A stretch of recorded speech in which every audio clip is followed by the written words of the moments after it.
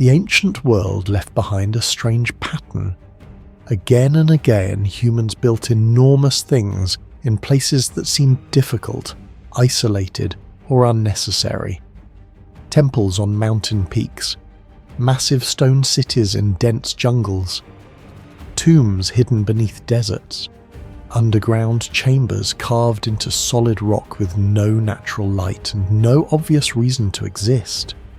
Many of these places required years of labor, planning, and resources, yet some were abandoned, sealed, or forgotten only generations later. That contradiction is what makes ancient mysteries so compelling. Not just the scale of what was built, but the question of why so much effort was devoted to places that were eventually lost to time. The ruins survived. The explanations often did not. More than 3,000 meters above sea level in the highlands of Apurímac, Peru, the ruins of Sondor rise across a mountain ridge, like the remains of a civilization that should not have possessed this level of engineering. Massive stone terraces cut directly into steep Andes slopes. Flattened ceremonial platforms stand balanced on unstable mountain terrain. Drainage systems still function after centuries of earthquakes and erosion. Almost no written records survive from the people who built it. Yet Sondor may preserve evidence that the Chanka civilization understood large-scale mountain engineering far better than historians once believed. The site was identified through archaeological surveys in the 20th century, although local communities had known of the ruins for generations. Excavations revealed ceremonial plazas, defensive structures, stair systems, canals, and a massive stepped ceremonial platform known as an usnu. Researchers quickly realized Sondor was not a random hill settlement. It had been carefully designed around the mountain itself, transforming dangerous terrain into an organized ceremonial and political center. What shocked archaeologists was not only the scale of the construction, but the precision achieved at an altitude where even modern engineering projects face severe logistical problems. The greatest mystery surrounding Sondor is the enormous mountain flattening system that still lacks a complete explanation. Much of the complex sits on steep volcanic slopes where natural construction would normally be impossible. Modern engineers understand that leveling terrain on mountains is one of the hardest forms of large-scale construction, because gravity constantly destabilizes the ground beneath the structure. Landslides, water erosion, seismic movement, and uneven load distribution can destroy foundations over time. Yet the builders of Sondor somehow carved enormous ceremonial platforms directly into the mountainside, while maintaining long-term structural stability.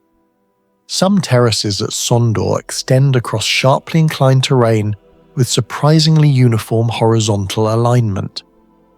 To create these surfaces, ancient workers would have needed to remove thousands of tons of rock and soil without steel tools, explosives, or wheeled transport. Archaeologists estimate that even small-scale terracing projects in the Andes required massive organized labor forces. At Sondor, the complexity goes beyond agriculture. These were ceremonial and political platforms requiring exact geometric leveling. The problem becomes even more astonishing considering the elevation. At over 3,000 meters, oxygen levels drop significantly compared to sea level, reducing physical work efficiency. Modern physiological studies show that oxygen availability at these elevations can fall by roughly 30%, making heavy labor dramatically harder. What makes Sondor unusual compared to other Andes sites is the apparent understanding of slope stabilization. In modern mountain engineering, retaining walls must redirect pressure laterally to prevent collapse. Many structures at Sondor appear to follow similar principles. Stone retaining systems absorb mountain pressure while allowing water to escape through drainage gaps.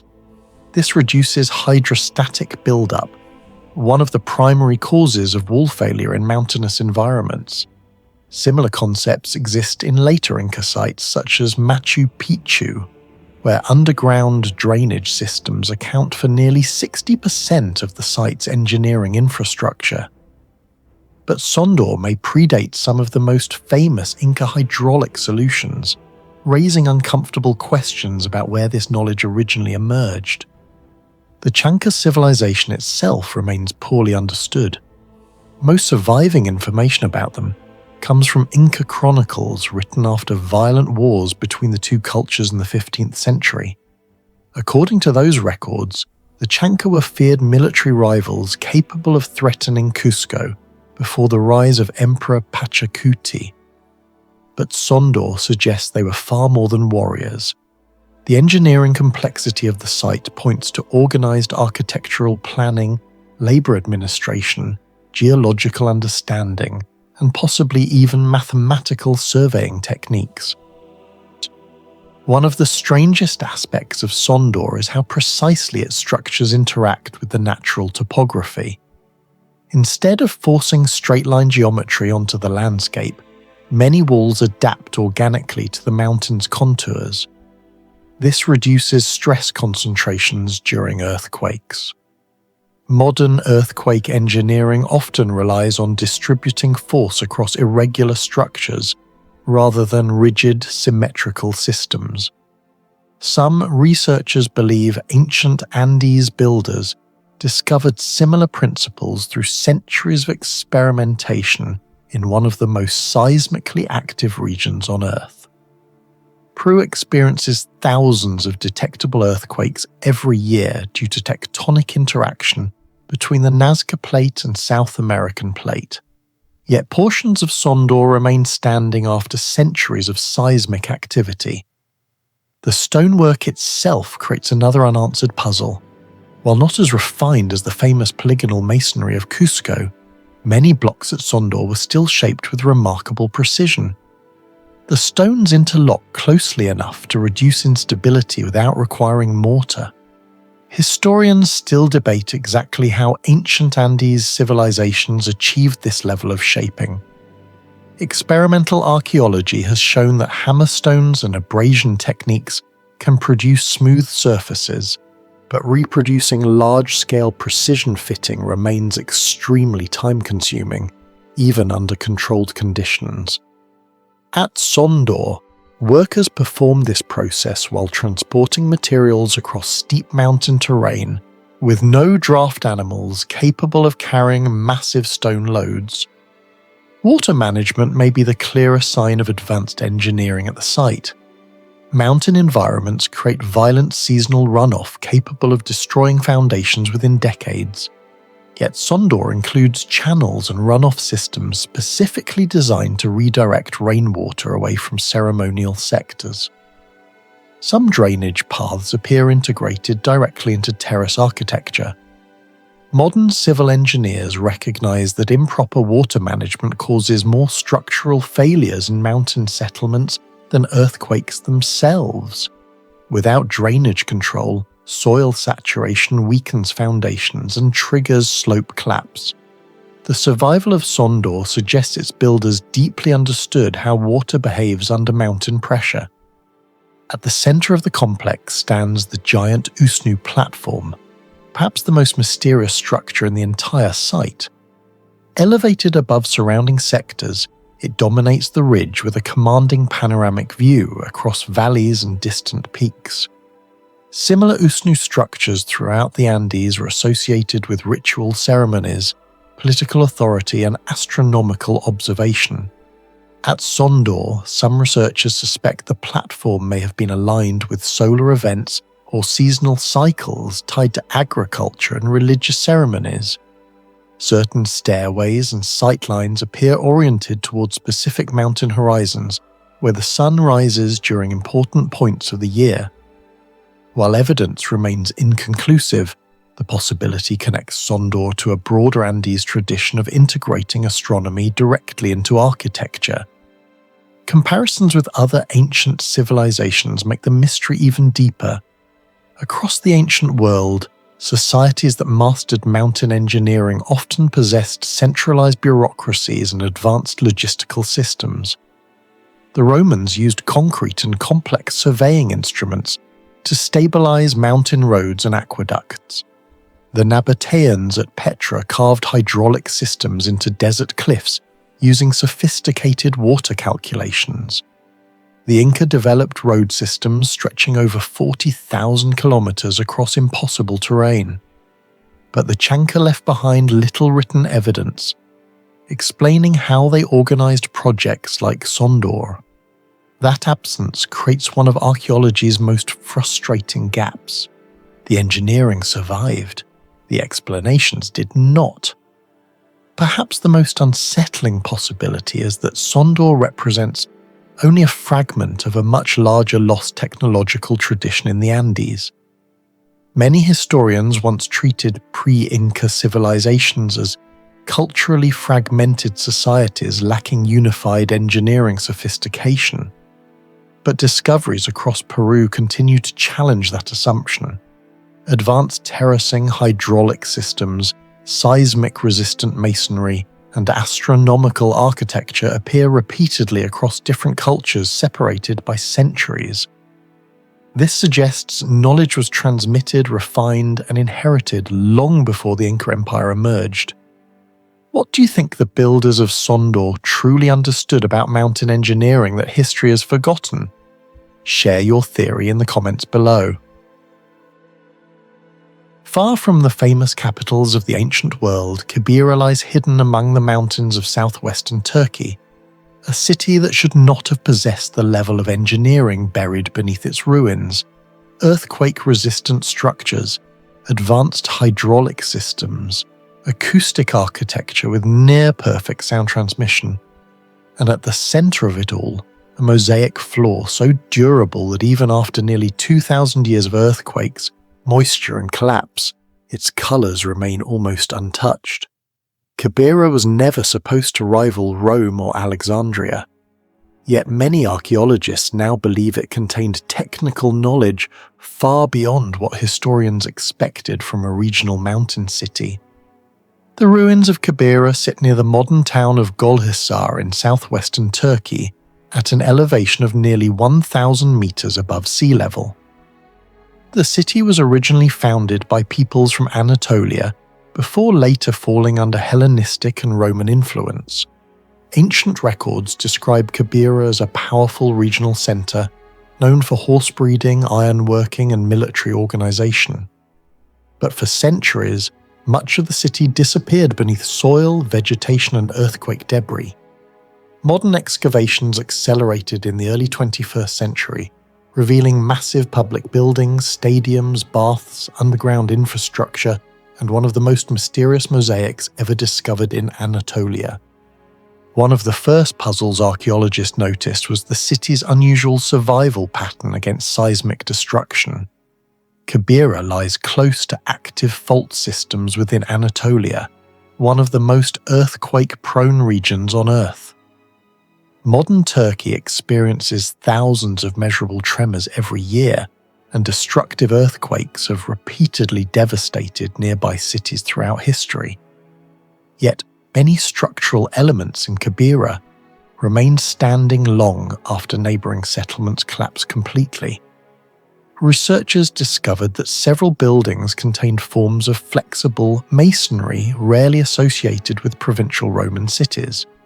Stone blocks were connected using precision-cut joints capable of slightly shifting during seismic movement rather than cracking instantly under pressure. Some columns appear to contain internal metal connectors functioning similarly to primitive reinforcement systems. The engineering resembles concepts seen in later Byzantine and even modern earthquake-resistant construction. Unlike rigid structures that fail catastrophically under lateral shaking, flexible systems distribute seismic energy across multiple joints. Modern structural engineers comparing Kibyra's remains with standard Roman masonry noted that certain buildings display unusually advanced stress distribution characteristics. The city may have developed construction methods through generations of observing repeated earthquake damage and adapting accordingly. What makes this mysterious is that no surviving written technical manual describes such techniques in detail. The stadium and theatre of Kibyra present another anomaly. The city possesses one of the best preserved ancient stadium complexes in Anatolia, capable of seating thousands of spectators.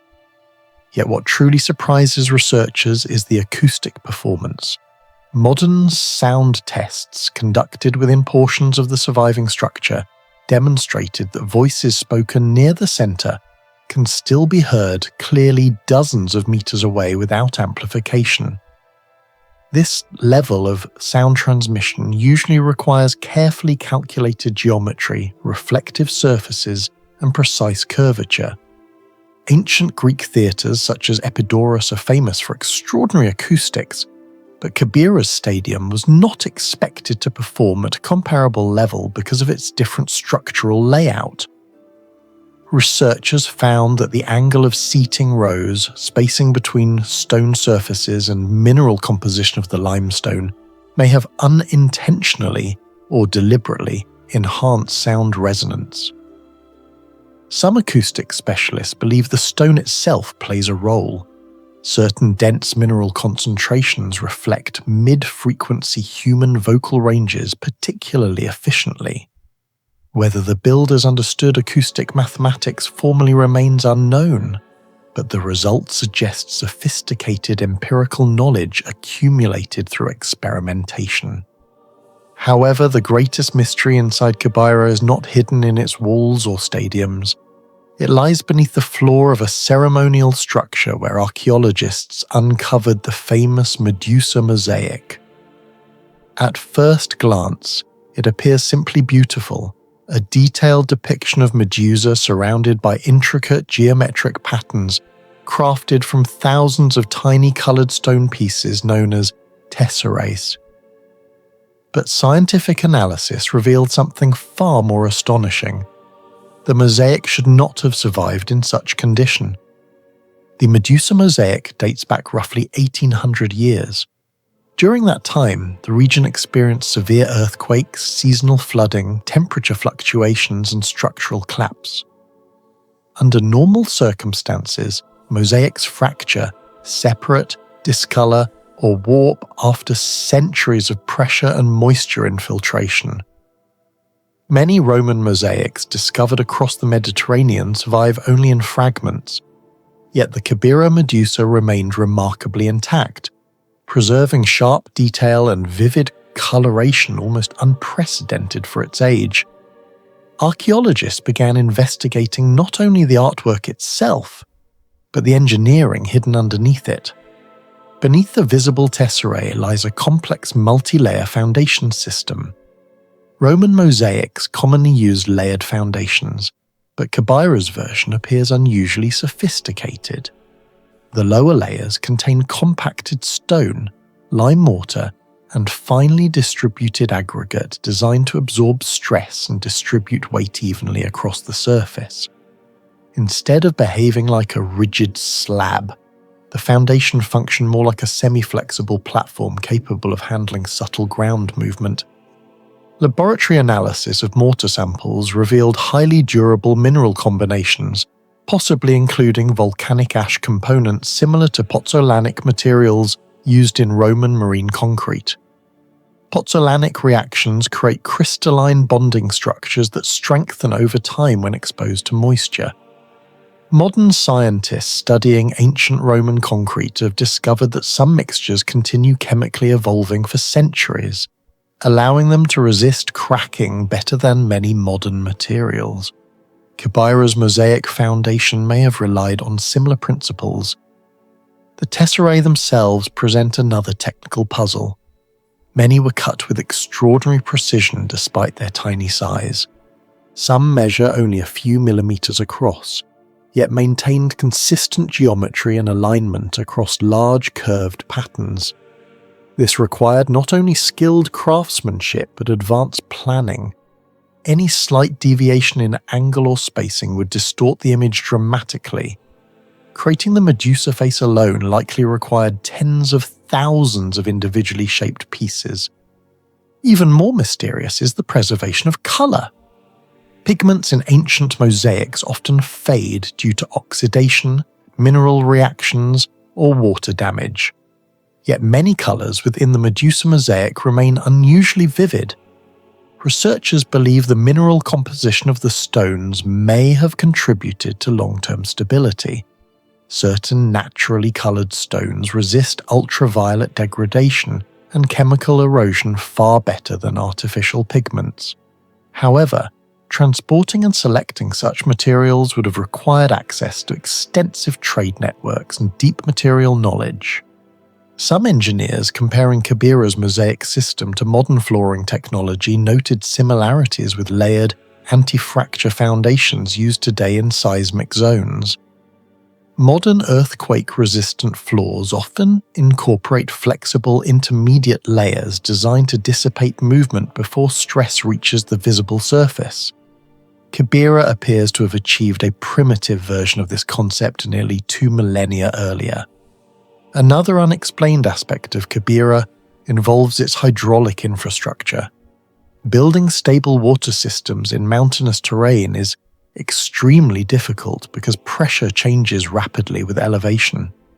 Excavations revealed channels, pipes, reservoirs, and bath complexes indicating highly controlled water distribution. Some researchers suspect portions of the system operated using inverted siphon principles, where water under pressure travels downward and rises again across uneven terrain.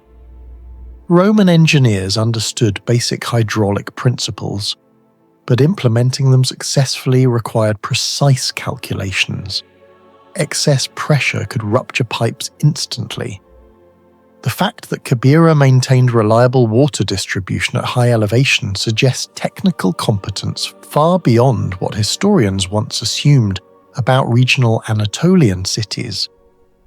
Combined with the earthquake-resistant construction and advanced mosaic foundations, the evidence paints a picture of a settlement deeply invested in engineering experimentation. Do you think Kibyra's engineers discovered construction knowledge far ahead of their time, or are we underestimating how advanced ancient civilizations really were? Share your thoughts in the comments below.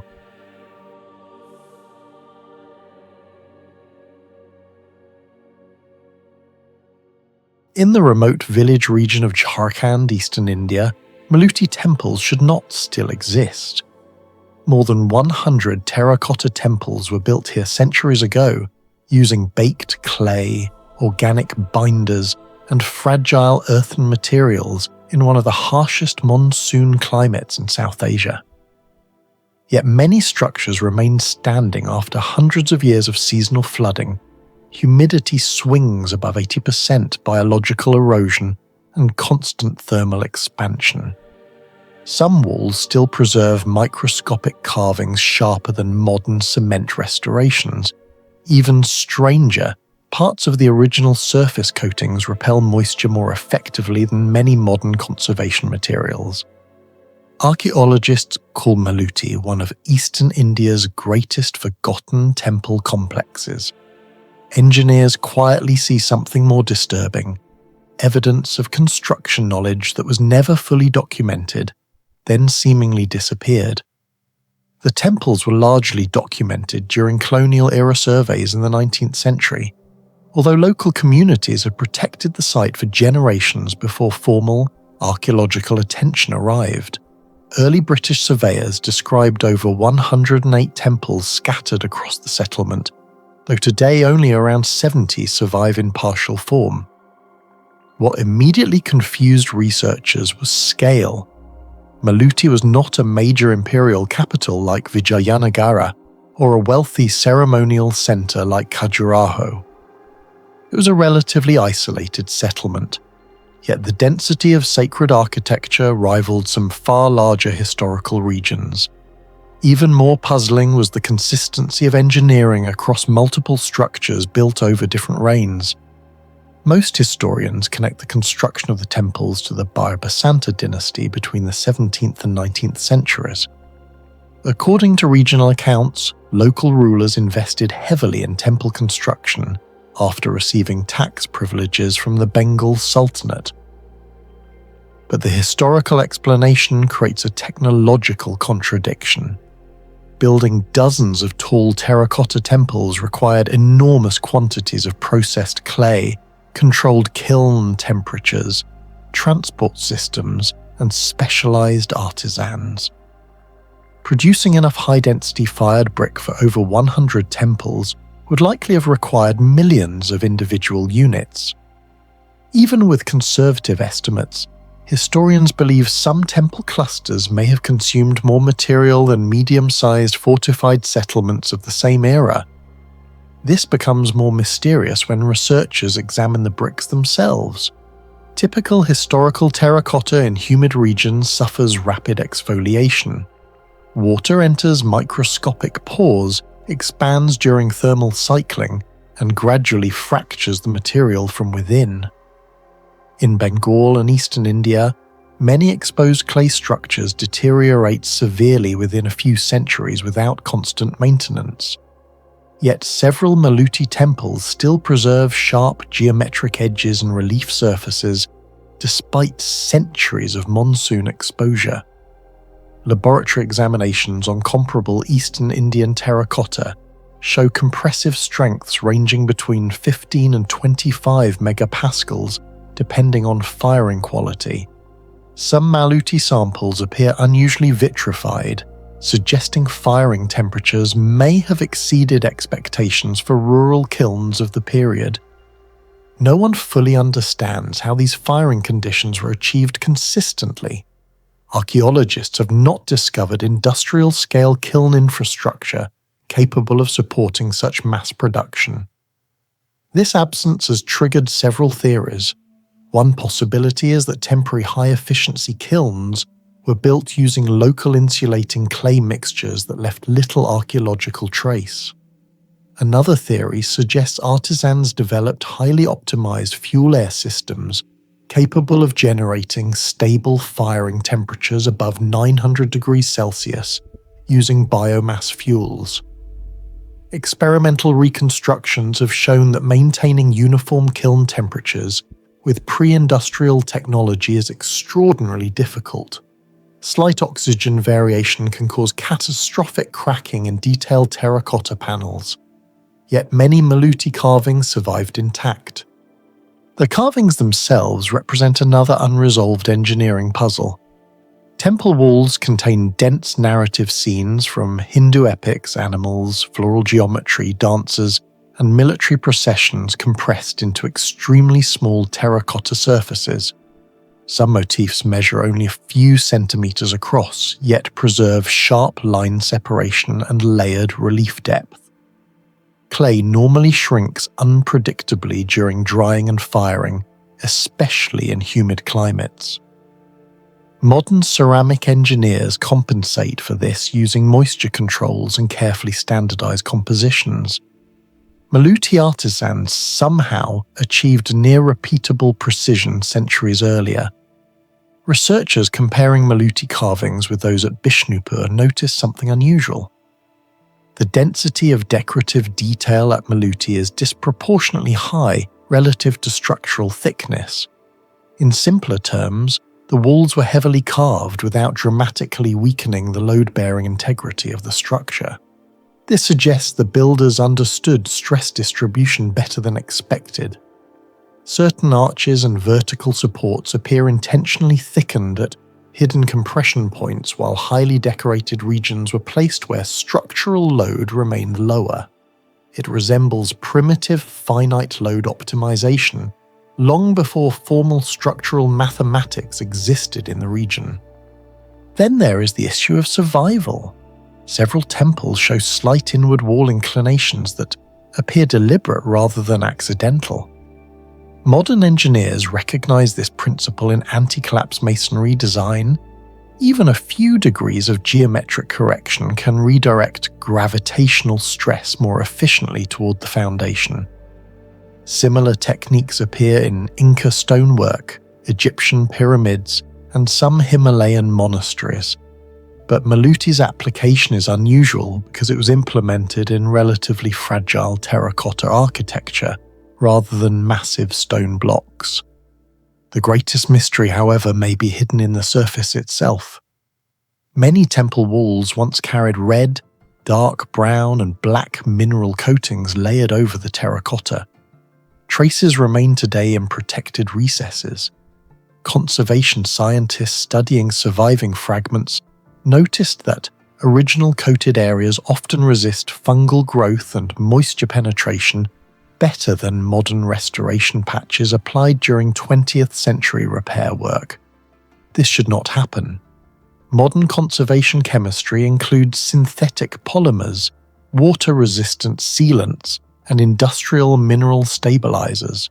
Yet some ancient surfaces at Maluti outperform them naturally. Preliminary material studies suggest the coatings may contain iron oxides, plant-derived organic compounds, carbon-rich binders, and naturally occurring silicates. But no complete formula has been reconstructed.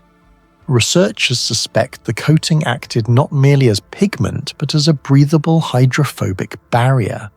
That distinction matters enormously. Many modern sealants trap moisture inside masonry, accelerating internal decay. Maluti's ancient coating appears to have done the opposite, reducing water penetration while still allowing vapor exchange. This is an engineering problem modern conservation still struggles with. In heritage preservation, one of the hardest challenges is balancing waterproofing with breathability. Cement coatings often suffocate historical brick structures. Polymer films crack under thermal expansion.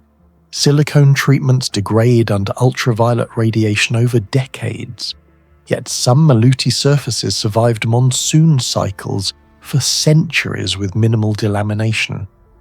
Scientists comparing weathering rates observed that untreated restoration zones often deteriorated faster than adjacent original material. In some locations, lichen growth spreads aggressively over modern repairs while partially avoiding ancient coated sections. One theory proposes that artisans used organic oils combined with iron-rich minerals and ultrafine clay particles fired into the outer surface during late-stage heating. Another hypothesis suggests plant resins acted as microscopic water barriers. Experimental recreations using natural lac resin and ferric compounds have produced semi-hydrophobic coatings with surprising durability, though none fully match the surviving Maluti samples. The exact ratio, preparation temperature, and curing process remain unknown. There is also evidence the coating may have had thermal functions. Dark mineral layers absorb and release heat differently than raw clay. Some researchers speculate the surface treatment reduced expansion stress during rapid temperature shifts between intense sunlight and monsoon cooling. If true, the coating was not decorative alone. It was structural technology disguised as art. This pattern appears repeatedly throughout ancient engineering history. Roman marine concrete used volcanic ash chemistry modern scientists only fully understood recently. Damascus steel displayed nanostructures centuries before electron microscopy. Maya pigments survived tropical humidity through molecular stabilization mechanisms involving clay and organic dye bonding. Maluti may represent another forgotten branch of material science hidden inside religious architecture. Do you think the lost coating technology of Maluti was simply forgotten over time? Or was it part of much deeper engineering knowledge we still don't fully understand? Share your thoughts in the comments below. In Egypt's western desert, more than 700 kilometers from Cairo, Dakhleh Oasis should not exist. Surrounded by one of the driest environments on Earth, this isolated oasis somehow supported cities, agriculture, trade routes, and complex engineering for thousands of years.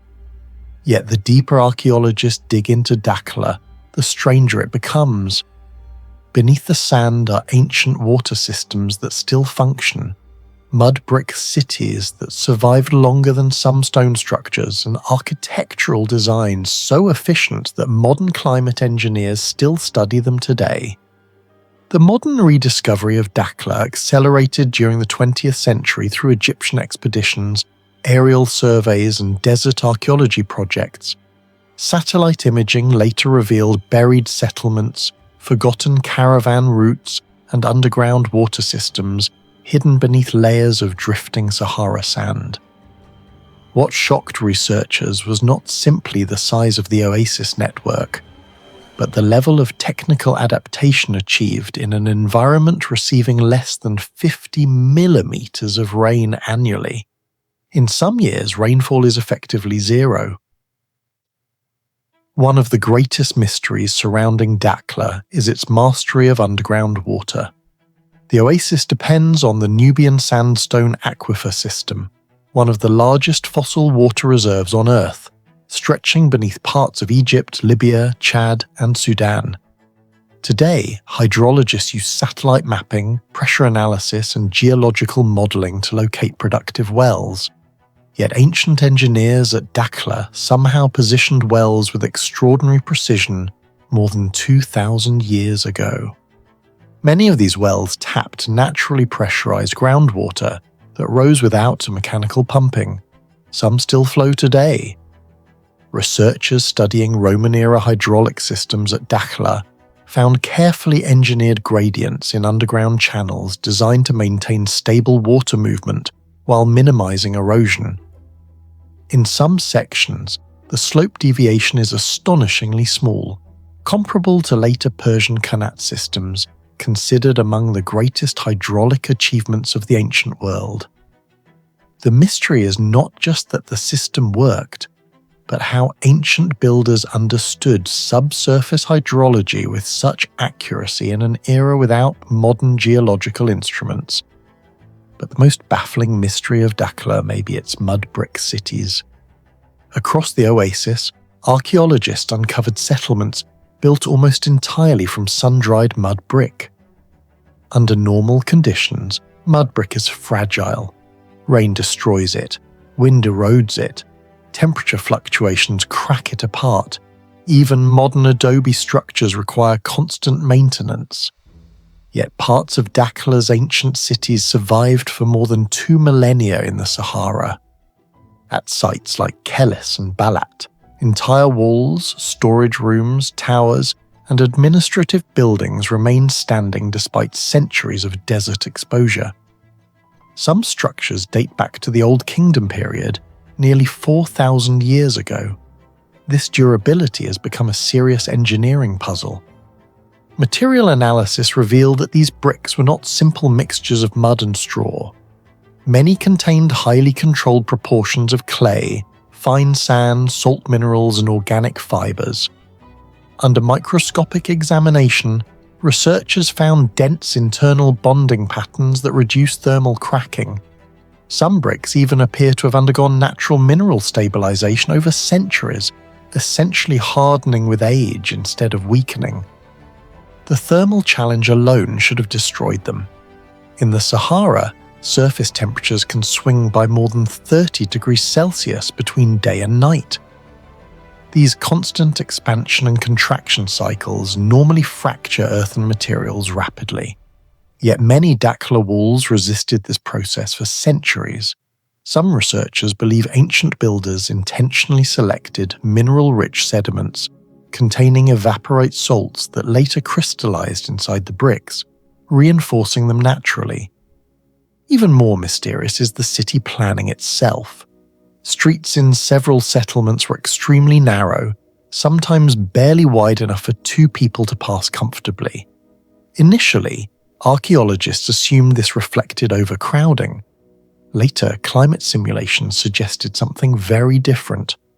The narrow corridors dramatically reduced solar heating while channeling wind through the city, like a passive cooling system. Thick mud brick walls acted as thermal batteries, absorbing heat slowly during the day and releasing it gradually at night. Modern sustainable architects now use similar principles in eco-city designs. Computer models comparing Dakhle's urban layout with modern desert architecture showed that interior temperatures inside some buildings could remain 10 to 15 degrees Celsius, cooler than the outside environment without any mechanical cooling. That level of passive climate control rivals techniques used in some modern, energy-efficient structures.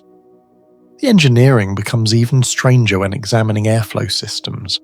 Several buildings contain elevated openings and angled ventilation shafts, resembling early wind catchers, a technology often associated with Persian architecture centuries later. These systems created pressure differences that pulled hot air upward while circulating cooler air through living spaces below. In effect, ancient builders created natural air conditioning systems in the middle of the Sahara. Another unresolved mystery involves transportation and navigation. Dakhleh was not isolated. Ancient caravan routes connected it to the Nile Valley, Taragar Oasis, and regions deep into Africa. Yet these routes crossed hundreds of kilometers of nearly featureless desert terrain. Satellite surveys revealed many roads maintained remarkably straight trajectories across barren landscapes where even modern travelers struggle without GPS. How ancient traders navigated these routes with such consistency remains debated. Some researchers suggest astronomical navigation using star positions. Others believe travelers memorized geological formations invisible to outsiders. More controversial theories propose knowledge of localized magnetic variations or inherited mapping traditions lost over time. What makes the mystery more compelling is that many routes connect almost perfectly with hidden water sources and strategically spaced rest points. Burial sites at Dakhleh added another layer to the puzzle. Excavations uncovered naturally preserved human remains, with intact hair, textiles, and soft tissue surviving for more than 1,000 years. Desert preservation alone explains part of this phenomenon, but some tombs appear intentionally designed to accelerate natural mummification. Researchers identified burial orientations and sand compositions optimized for rapid dehydration and bacterial suppression. Certain tomb materials contained resin compounds with antimicrobial properties, similar to those used in elite Egyptian mummification practices. Climate history may be the biggest hidden mystery of all. Geological evidence shows the Sahara was not always a hyper-arid wasteland. Thousands of years ago, parts of the region contained lakes, grasslands, and seasonal rainfall. Ancient inhabitants of Dakhleh may have witnessed long-term environmental collapse unfolding across generations. Some scientists believe oasis settlements were strategically engineered responses to increasing desertification. Water storage systems, agricultural layouts, and settlement placement may reflect sophisticated climate adaptation strategies far beyond what historians once assumed ancient societies could achieve. That possibility changes the way researchers view Dakhleh entirely. Instead of a remote desert oasis surviving by luck, it may represent one of humanity's earliest large-scale experiments in sustainable living under extreme environmental stress. And yet enormous gaps remain.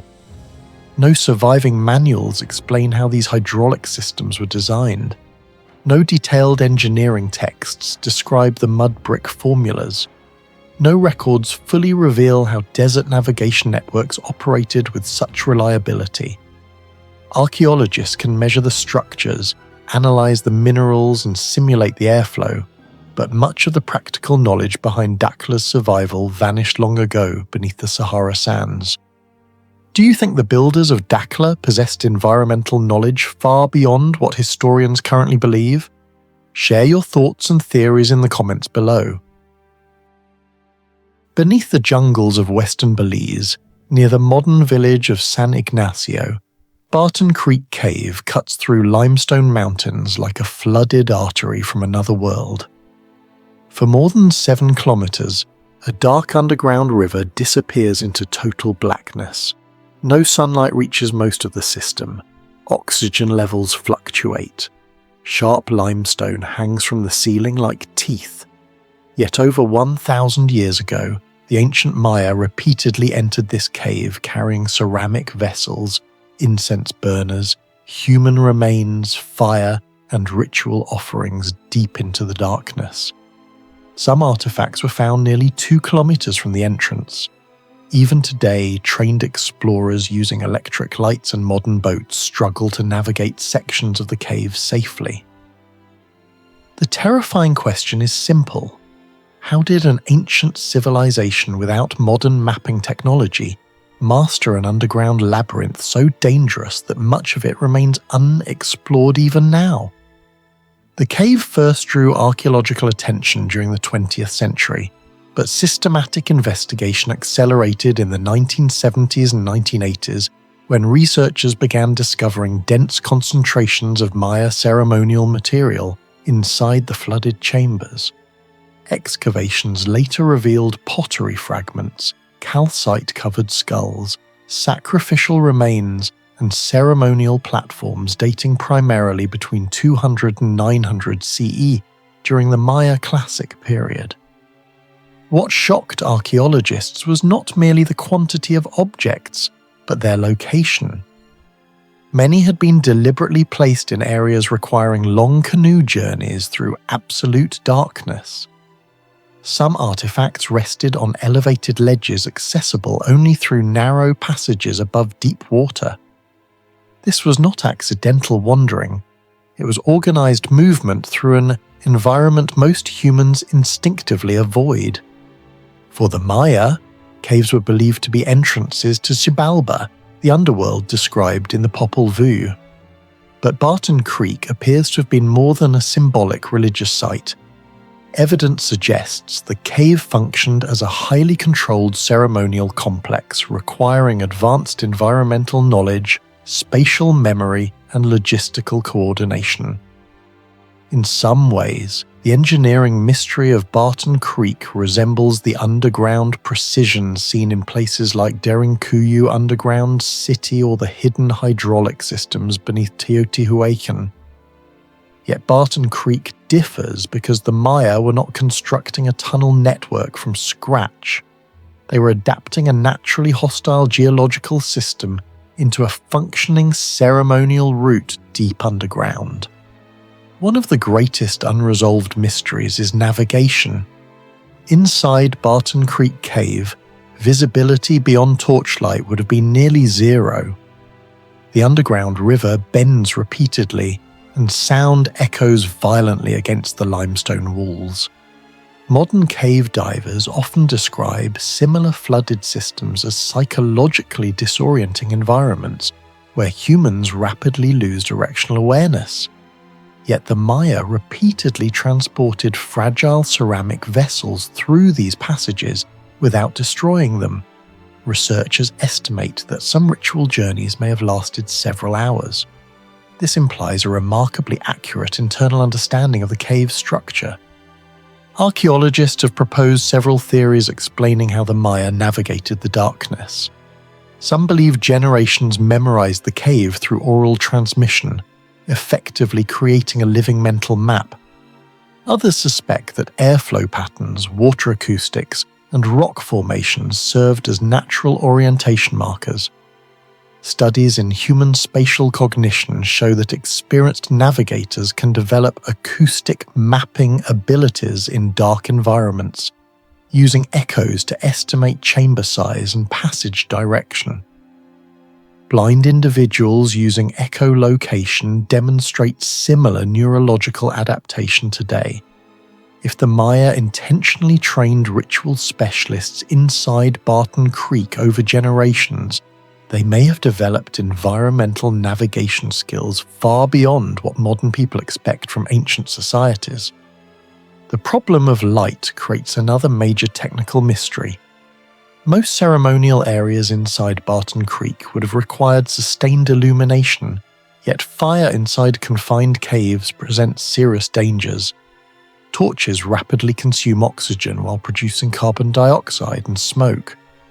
In poorly ventilated chambers, this can become fatal. However, soot accumulation inside Barton Creek appears lower than expected considering the amount of ritual activity that occurred there. Some archaeologists believe the Maya deliberately selected chambers with natural air circulation created by pressure differences within the cave system. Temperature studies in similar limestone caves show that narrow vertical shafts can produce stable convection currents, naturally pulling smoke away from occupied areas. In other words, the Maya may have understood underground airflow well enough to operate within the cave without suffocating themselves. Even more fascinating is the role of water transportation. Unlike many Maya caves accessed primarily on foot, Barton Creek contains long, navigable river passages. Modern exploration often requires canoes because portions of the cave remain permanently flooded. Maneuvering wooden boats through tight limestone corridors in darkness would have demanded extraordinary coordination. A single collision could shatter ceramic offerings or overturn passengers into deep cold water. Yet hundreds of delicate artifacts survived intact. This strongly suggests repeated controlled travel through predetermined ceremonial routes. Some researchers compare Barton Creek's underground canoe navigation to Polynesian open ocean navigation techniques. Polynesian sailors crossed thousands of kilometers of Pacific Ocean without compasses by memorizing wave behavior, wind direction, and star movement. The Maya inside Barton Creek may have relied on an underground equivalent. Subtle water flow patterns, echoes, rock textures, or even airflow changes guiding movement through darkness. Such knowledge would not appear in written records because it was likely transmitted through ritual training and direct experience. Human remains discovered inside the cave deepen the mystery further. Archaeologists found skeletons of both adults and children placed in remote chambers far from the entrance. Some bones show evidence consistent with sacrificial practices, though interpretations remain debated.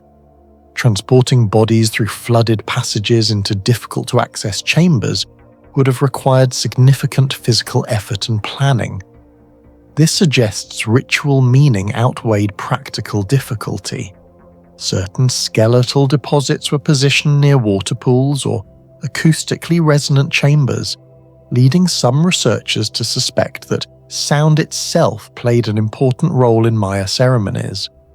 Acoustic studies inside ancient ritual structures around the world have revealed surprising intentionality.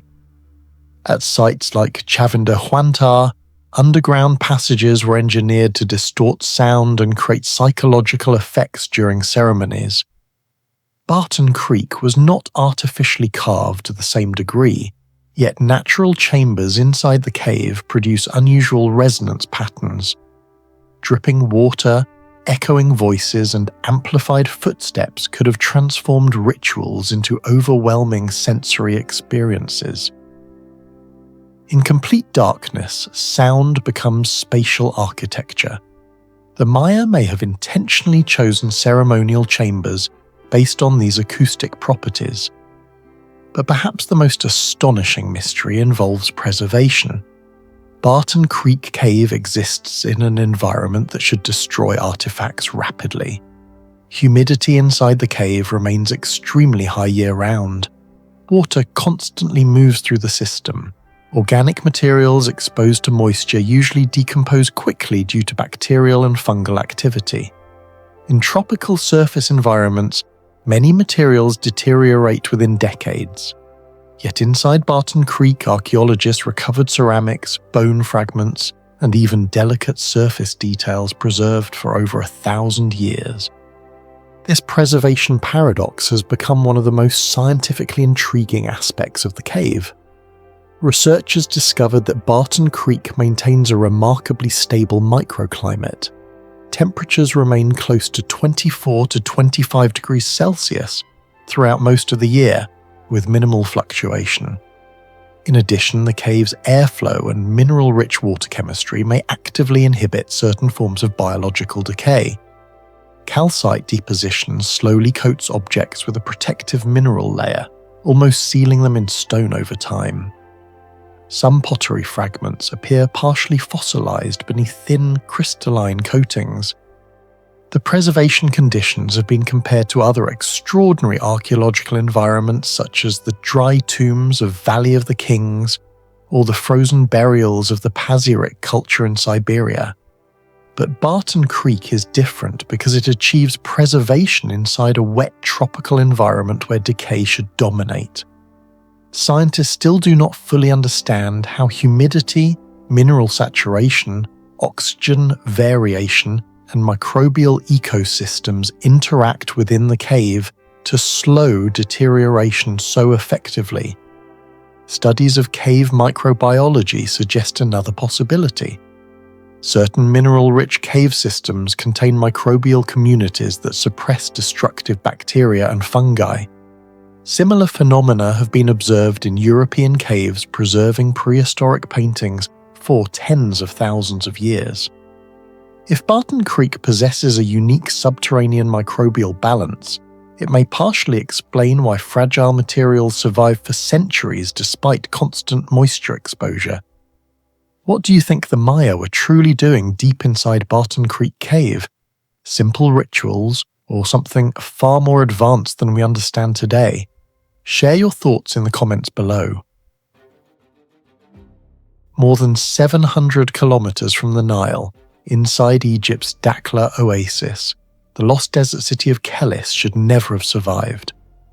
Summer temperatures regularly exceeded 40 degrees Celsius. Rainfall was nearly zero. Yet for centuries, thousands of people lived here, farmed here, stored food here, and built an advanced settlement in one of the harshest environments on Earth. What archaeologists uncovered beneath the sand was not just another forgotten Roman-era town. Kellis revealed engineering systems so efficient that some researchers now compare parts of its passive cooling and water management to principles used in modern sustainable desert architecture. The ruins of Kellis were first identified during 20th century archaeological surveys in Egypt's western desert, but major excavations accelerated during the 1980s and 1990s after satellite imaging and surface mapping revealed a far larger settlement hidden beneath the sand. What emerged was a remarkably preserved city dating mainly between the 1st and 4th centuries AD, during Roman control of Egypt. Because of the hyper-arid climate, organic materials that normally decay rapidly, wooden doors, textiles, paper documents, even food remains, survived in unusual condition. Thousands of manuscripts were discovered, including letters, economic records, and religious texts, turning Kellis into one of the best preserved desert communities from late antiquity ever found. But the true mystery of Kellis was not simply its survival. It was how technologically optimized the city appeared to be despite existing nearly 2,000 years ago in an environment that modern engineers still struggle to master. The first major puzzle was water. Nothing about the surrounding geography should have supported a stable urban population. Modern climate studies estimate that parts of the Dakhleh region receive less than 1 millimeter of annual rainfall in some years. Yet archaeological evidence shows extensive agriculture surrounding Kellis. Excavations uncovered remains of vineyards, wheat fields, olive cultivation, and date palm production. Large ceramic storage jars and irrigation traces suggest organized agricultural output rather than small subsistence farming. The water likely came from deep underground aquifers connected to the Nubian sandstone aquifer system, one of the largest fossil water reserves on Earth. The mystery is how ancient engineers accessed and managed it with such precision. Researchers discovered carefully aligned wells and channels designed with extremely subtle gradients, in some places comparable to the engineered slopes used in Persian qanat systems. Even a slight miscalculation in incline could stop water flow entirely or flood the channels with sediment. Modern gravity-fed irrigation systems often require gradient tolerances measured in fractions of a degree. Yet Kellis achieved functional water distribution centuries before laser leveling tools or precision surveying instruments existed. Some archaeologists argue the builders relied on generations of empirical observation. Others believe the settlement inherited technical knowledge from earlier desert cultures whose engineering traditions are now mostly lost. Similar questions surround Nabatean Petra and the underground water systems of ancient Persia, but Kellis is even harder to explain because of its extreme isolation. Unlike Petra, it was not positioned on a massive trade network with abundant external resources. It existed deep inside one of the most hostile desert zones in North Africa. The second mystery involved construction materials. Nearly the entire city was built from mud brick, one of the oldest and weakest building materials in human history. Under normal conditions, mud brick deteriorates rapidly due to erosion, thermal expansion, and moisture damage. Yet many walls at Kellis survived for over 16 centuries. Some structures remained standing high enough for archaeologists to reconstruct room layouts and airflow patterns. Material analysis revealed that the bricks were not simple mud mixtures. Ancient builders carefully combined clay, straw fibers, mineral salts, gypsum particles, and fine desert sand to create surprisingly durable composites. Certain samples demonstrated compression resistance significantly stronger than ordinary Nile mud brick from comparable Roman-era settlements.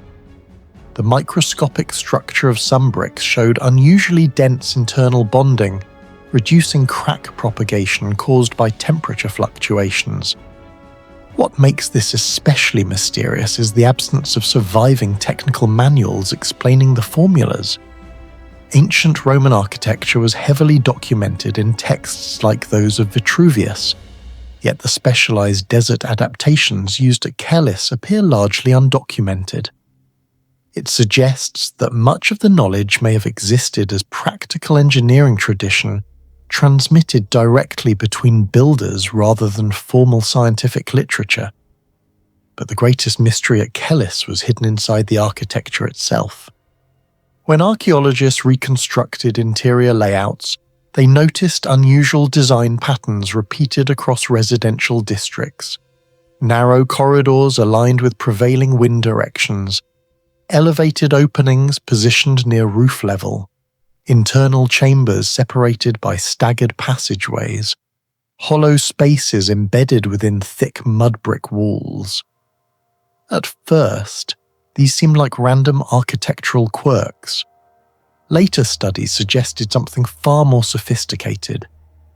The buildings of Kellis may have functioned as passive climate control systems.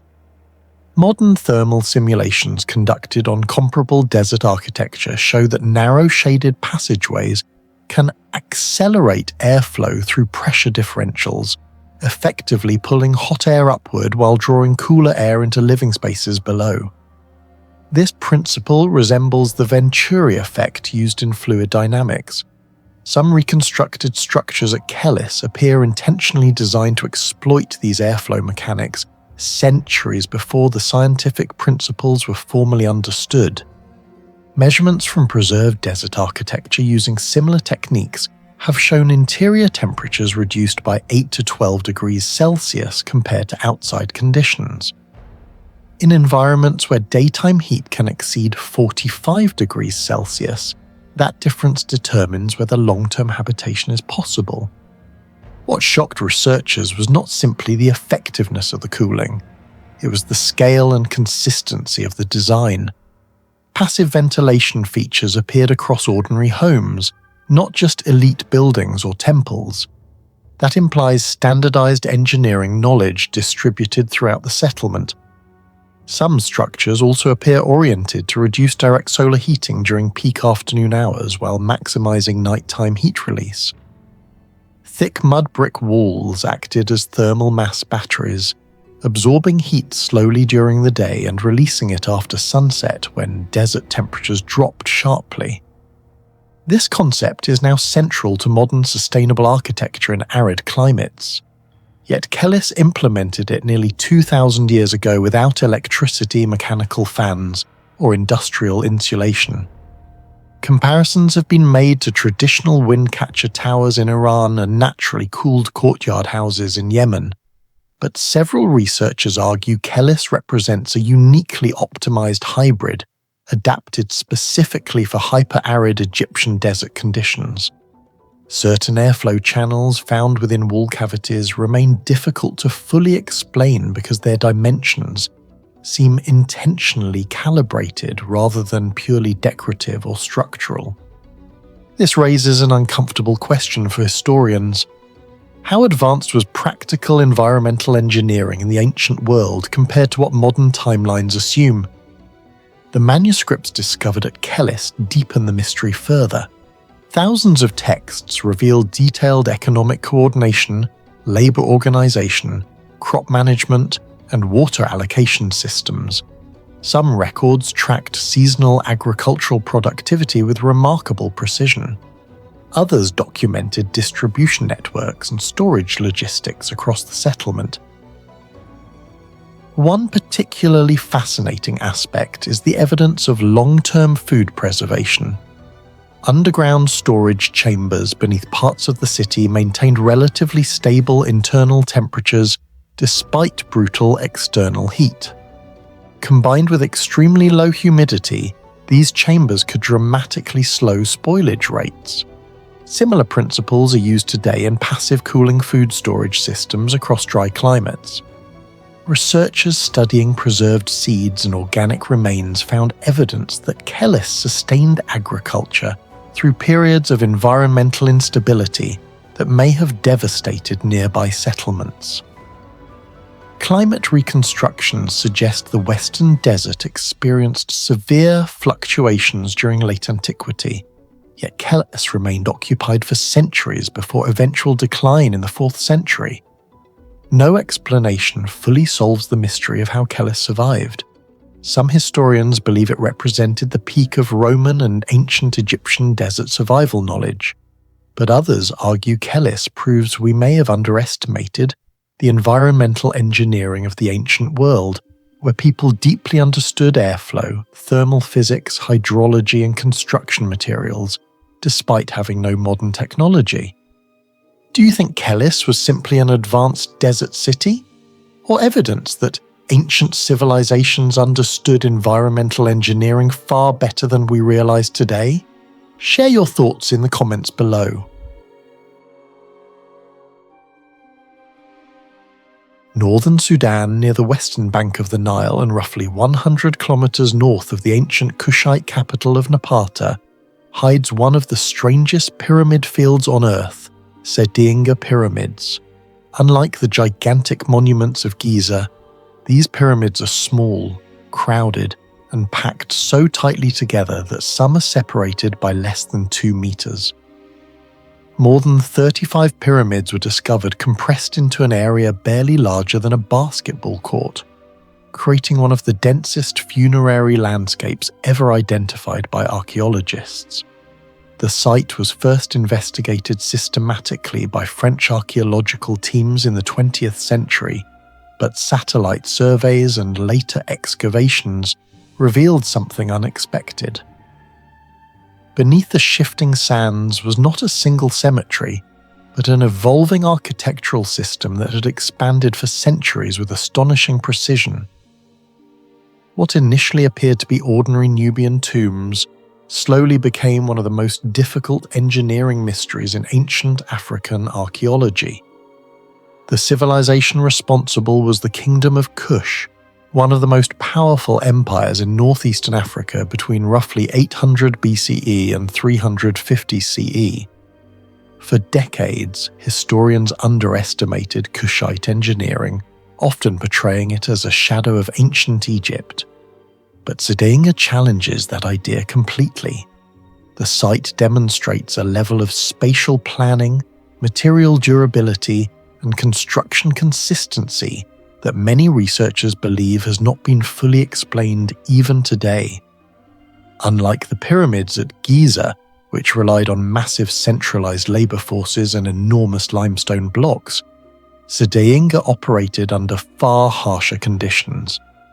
Temperatures in this region can exceed 45 degrees Celsius during the day before dropping dramatically at night.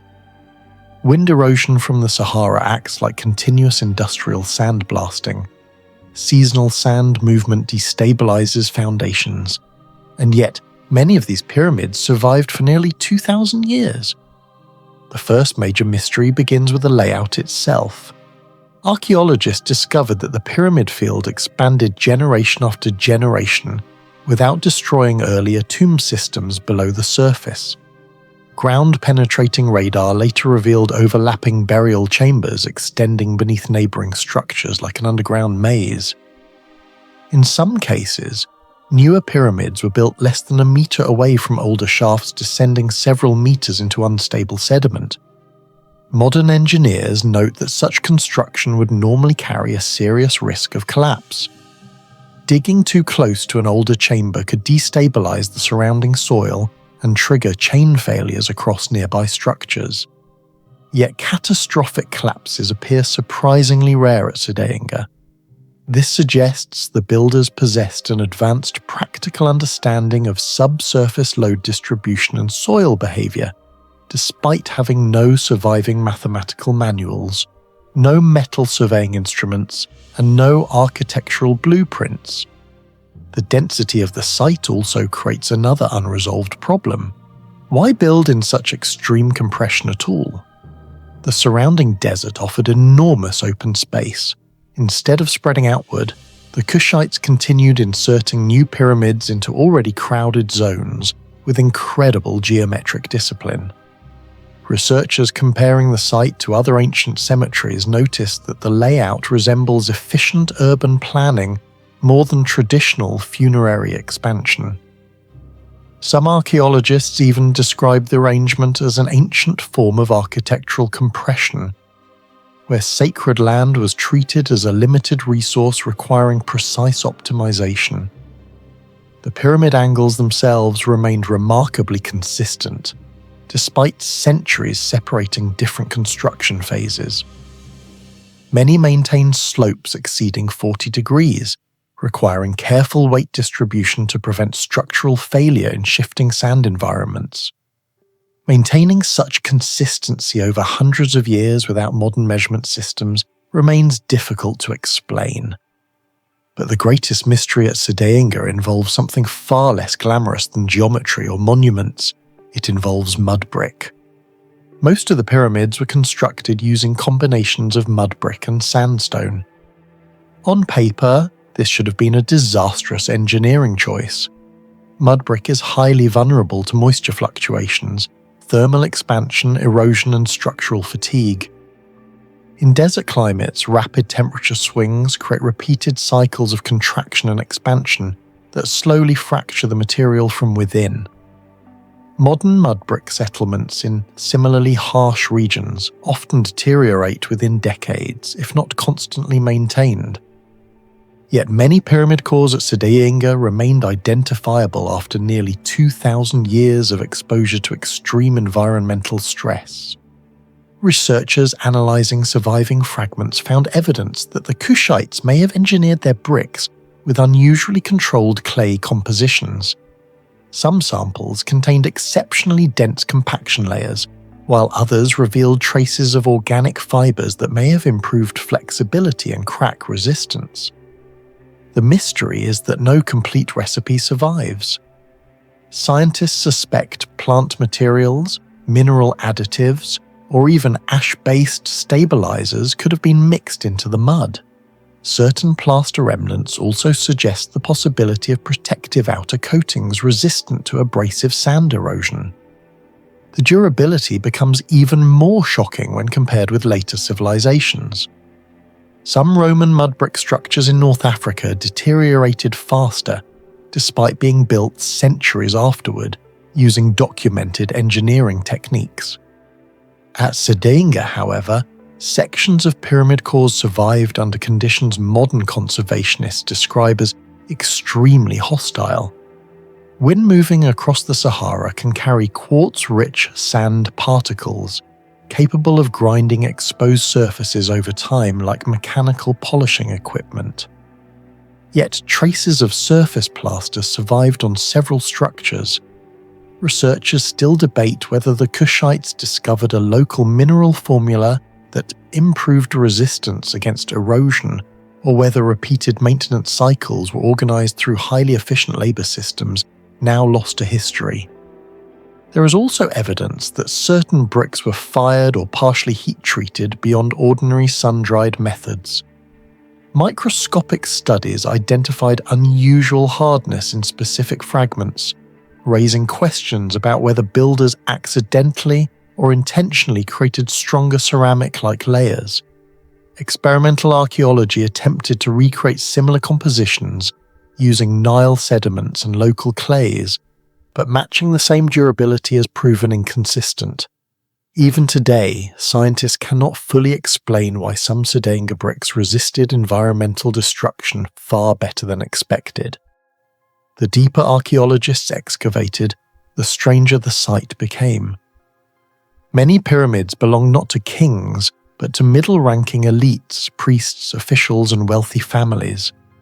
This suggests pyramid construction was not restricted to a tiny ruling class. Such widespread monument ownership implies a highly organized economic and labor network capable of producing standardized funerary architecture over generations. Quarrying stone, manufacturing bricks, transporting materials, excavating burial shafts, and aligning structures all required coordinated specialists.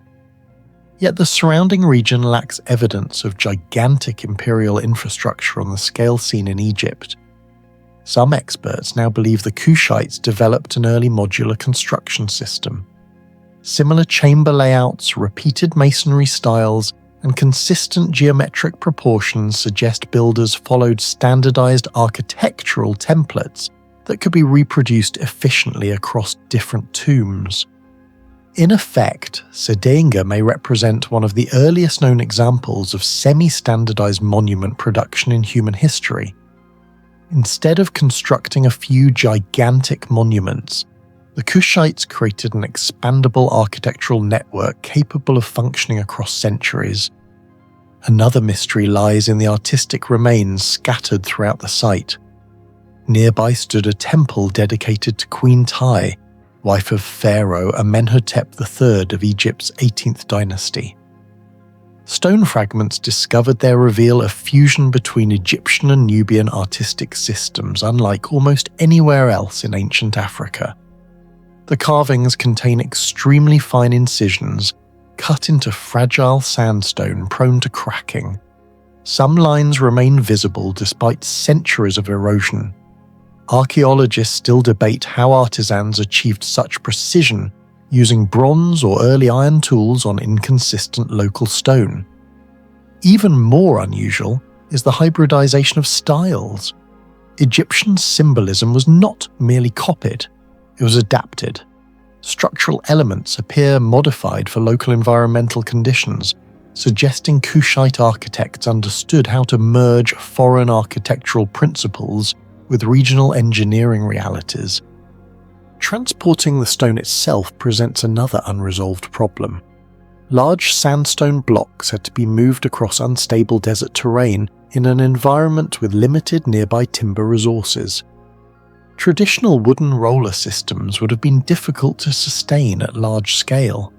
Some researchers suspect the Kushites relied on seasonal moisture, compacted sand pathways, sled systems, or coordinated human traction methods similar to those theorized for Egyptian construction.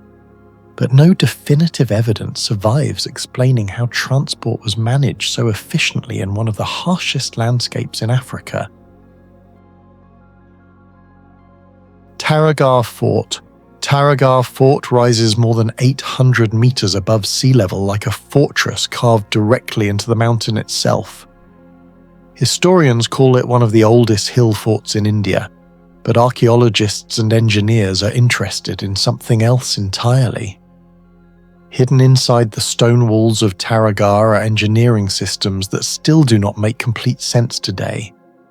Massive water reservoirs on a barren mountain, defensive structures seemingly designed for artillery centuries before cannons became common in the region, and underground networks that may have used advanced airflow principles long before modern ventilation science existed.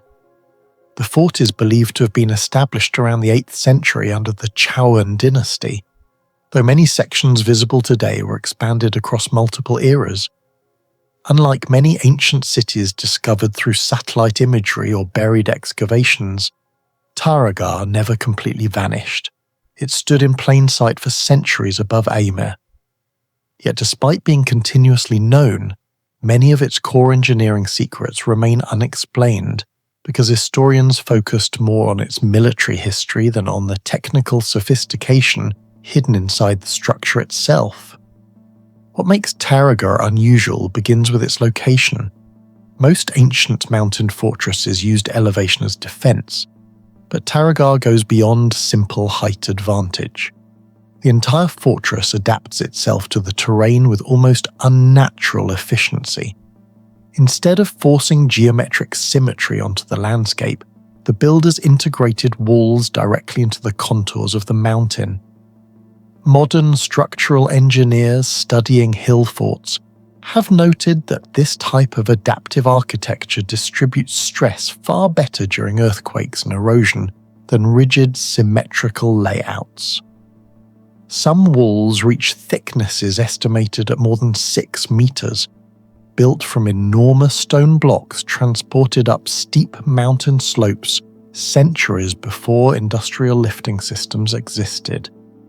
This immediately creates the first major mystery: how were thousands of tons of stone moved onto such a steep elevation? Even modern transport vehicles struggle on parts of the mountain road today. Archaeologists believe large ramps, wooden rollers, animal labor, and pulley systems were used, but no definitive construction infrastructure has ever been found. Similar mysteries exist at sites like Machu Picchu and Masada, where builders somehow transported massive construction materials into extreme terrain with limited technology.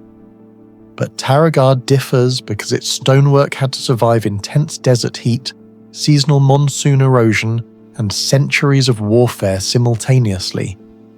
The greatest mystery of all, however, lies not in the walls, but in the water. Rajasthan is one of the driest regions in India. Summer temperatures regularly exceed 45 degrees Celsius. Mountain fortresses without permanent rivers nearby typically fail during long sieges because water becomes impossible to sustain. Yet Taragar contained enormous reservoirs carved directly into the mountain itself. Some are deep enough to store vast quantities of rainwater, capable of supporting defenders for extended periods. Historians estimate certain reservoirs could collectively store millions of litres of water. The engineering precision behind these reservoirs is astonishing. Rainwater channels were cut into the stone with carefully calculated gradients, allowing water to flow naturally across multiple collection points without stagnation. Even slight miscalculations in angle would have caused overflow failure or sediment blockage over time. Modern hydrology studies show that gravity-fed systems require surprisingly accurate slope management to maintain stable, long-term flow. Some channels inside Taragar appear to maintain consistent gradients across uneven terrain, with a precision difficult to achieve even using basic modern surveying tools. What confuses researchers further is the waterproofing technology. Several reservoir interiors still contain traces of sealing compounds that remained effective after centuries of exposure.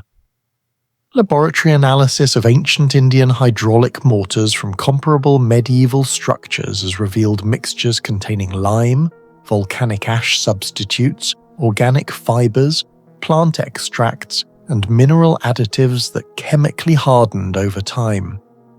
In some cases, these materials behaved similarly to Roman hydraulic concrete, which becomes stronger through mineral reactions with moisture.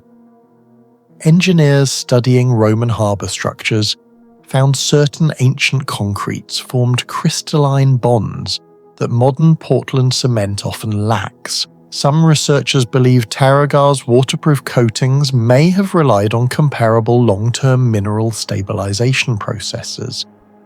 The question becomes even stranger when considering the fort's altitude. Every litre of water had to be harvested, stored, preserved, and protected entirely through passive engineering. No mechanical pumps existed. No modern filtration existed. Yet the system sustained one of the region's most important military positions for centuries. Some historians now describe Taragar less as a fortress and more as a giant mountain-scale water harvesting machine disguised as military architecture. The fort also contains evidence of highly advanced environmental adaptation. Temperatures inside certain chambers remain noticeably cooler than the outside environment, even during peak summer heat. This may be connected to passive airflow systems integrated into underground passages and stone corridors. Ancient Persian wind towers use similar principles by manipulating pressure differences and convection currents to cool buildings naturally. Some researchers suspect Taragar employed related methods adapted for mountainous terrain. Underground tunnels beneath the fort remain another unresolved mystery. Local legends describe hidden escape routes stretching through this mountain for several kilometers. While some collapsed passages have been documented, the complete underground layout has never been fully mapped. More intriguing are reports of natural air circulation deep inside certain tunnels. Engineers examining ancient subterranean systems often find that some civilizations unintentionally discovered sophisticated ventilation principles through experimentation. In Taragar, however, airflow appears unusually effective in specific sections, leading some to believe the system may have been intentionally engineered. Acoustic behavior inside parts of the fort has also attracted attention. Narrow, curved corridors amplify footsteps and echoes dramatically. Similar acoustic manipulation existed in ancient Maya temples, where echoes mimicked sacred bird calls, and in Greek theatres designed to project voices with extraordinary clarity. Some military historians speculate Taragar's tunnel acoustics may have functioned as an early warning mechanism, allowing guards to detect movement through sound amplification long before intruders became visible. Another major anomaly involves the defensive architecture itself. Many sections of Taragar feature thick sloped walls rather than tall vertical ones. This is significant because angled fortifications absorb impact energy far more effectively than straight walls. In Europe, widespread adoption of sloped artillery-resistant fortifications accelerated during the gunpowder era between the 15th and 17th centuries. Yet portions of Taragar appear to predate widespread cannon warfare in the region. Military engineers studying impact physics know that sloped surfaces reduce direct force concentration by dispersing energy across a broader area. This principle later became fundamental not only in fortress design, but also in modern armoured vehicles and ballistic engineering. The unsettling implication is that Taragar's builders may have discovered through practical experimentation that lower-angled fortifications survived heavy impacts better than traditional high walls centuries before formal artillery science emerged locally. The strategic positioning of the fort adds another layer to the mystery. Watchtowers were placed with overlapping visual fields covering enormous areas around Ajmer. Fire or smoke signals from elevated towers could potentially communicate across long distances through chains of hilltop positions.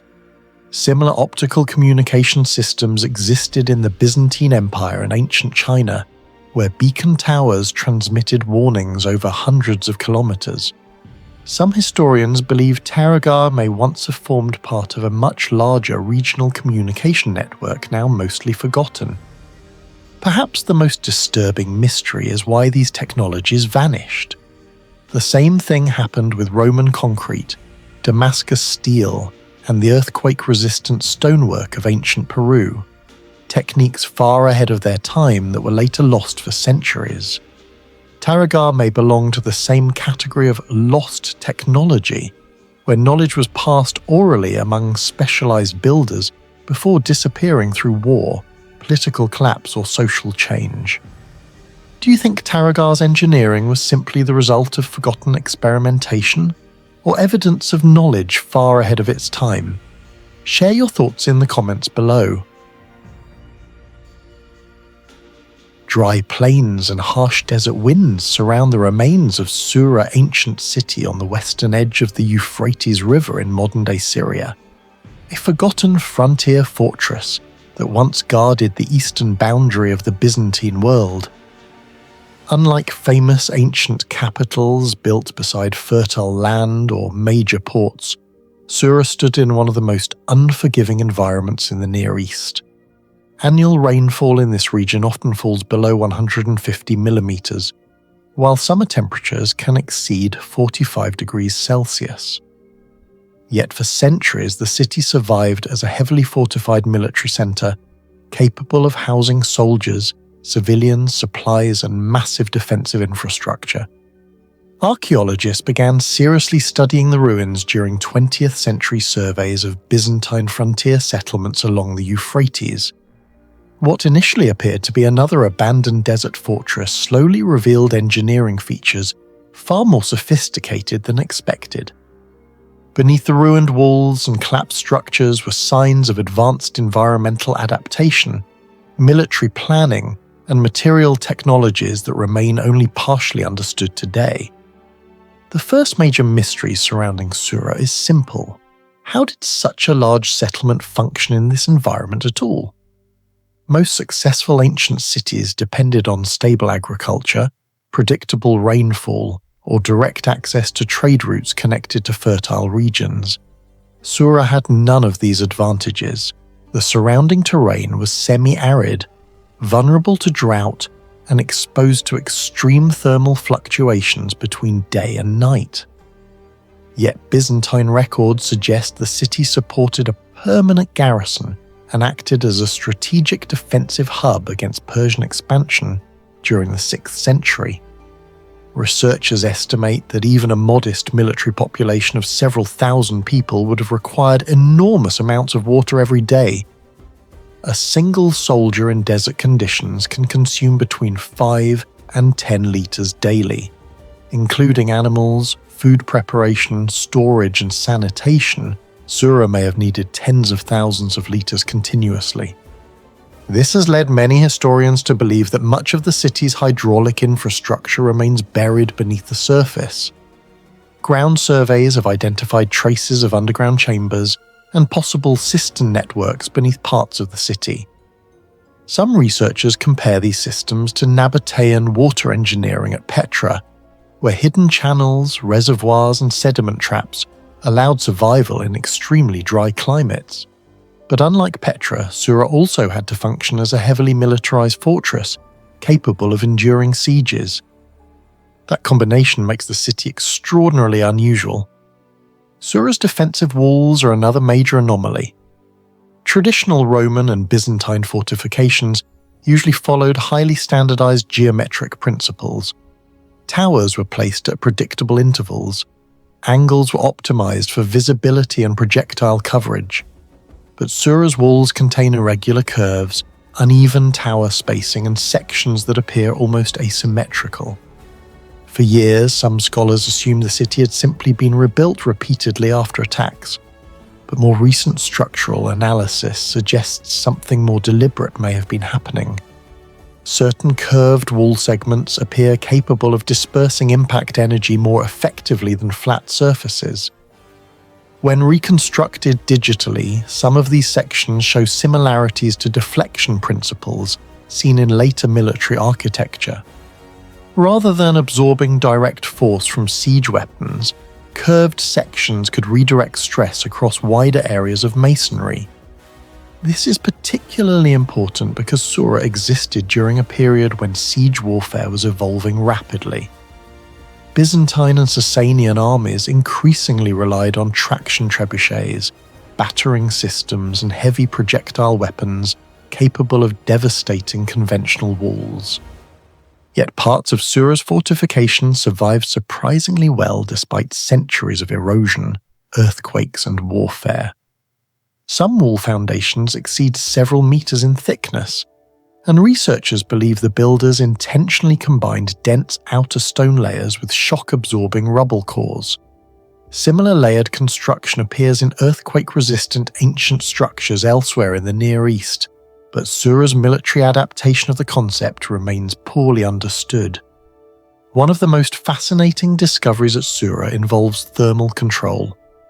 Several surviving structures contain narrow ventilation corridors, deep interior courtyards, and wall orientations carefully aligned with prevailing desert winds. Measurements taken inside partially preserved rooms have shown noticeable temperature differences compared to the surrounding environment during peak daytime heat. Modern passive cooling systems use similar principles: airflow acceleration, thermal mass, and controlled shading. At Sura, thick masonry walls absorbed heat slowly during the day and released it gradually at night. Narrow openings restricted direct sunlight while encouraging cross-ventilation. Some researchers suspect parts of the city may even have incorporated primitive pressure-driven airflow systems similar to Persian wind catchers. What makes this especially mysterious is the level of environmental optimization involved. The builders were not simply stacking stones for shelter. They appear to understand airflow dynamics, solar exposure, and thermal inertia with remarkable precision. Even today, engineers designing sustainable desert architecture use many of the same concepts. The greatest technological mystery of Sura may be its construction materials. Temperatures in the Syrian desert create extreme expansion and contraction cycles. During summer days, exposed masonry can reach temperatures above 60 degrees Celsius, only to cool dramatically after sunset. Over centuries, this repeated thermal stress normally causes cracking, separation, and structural failure.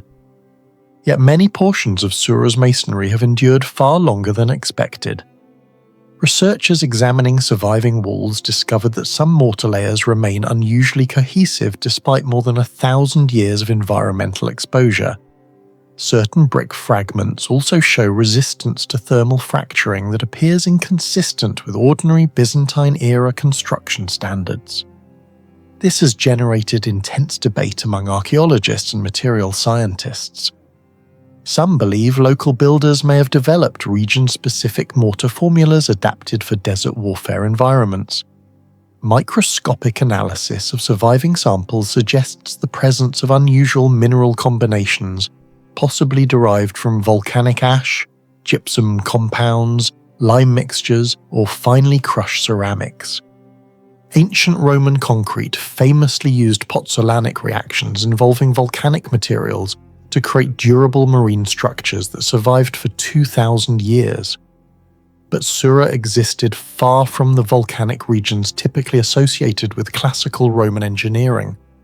If specialized additives were used here, they may have come from local trade networks or experimental regional techniques that disappeared entirely from history.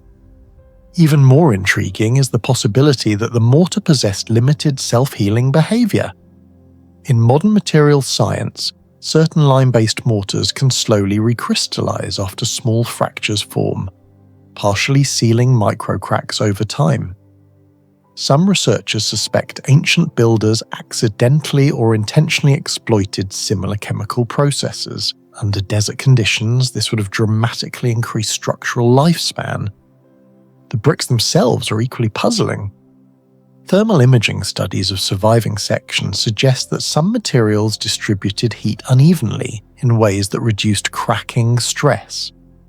This may indicate deliberate control of density, mineral composition, or firing temperatures during production. Achieving consistent firing quality in antiquity was extremely difficult. Ancient kilns often produced uneven temperatures, leading to weak internal structures.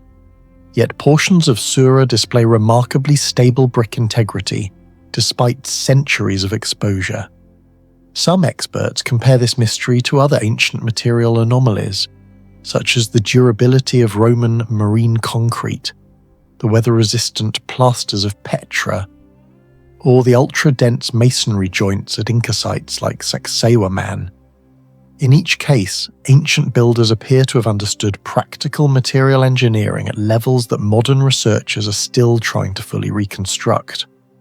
The tragedy is that ongoing instability in Syria has severely limited excavation and laboratory access.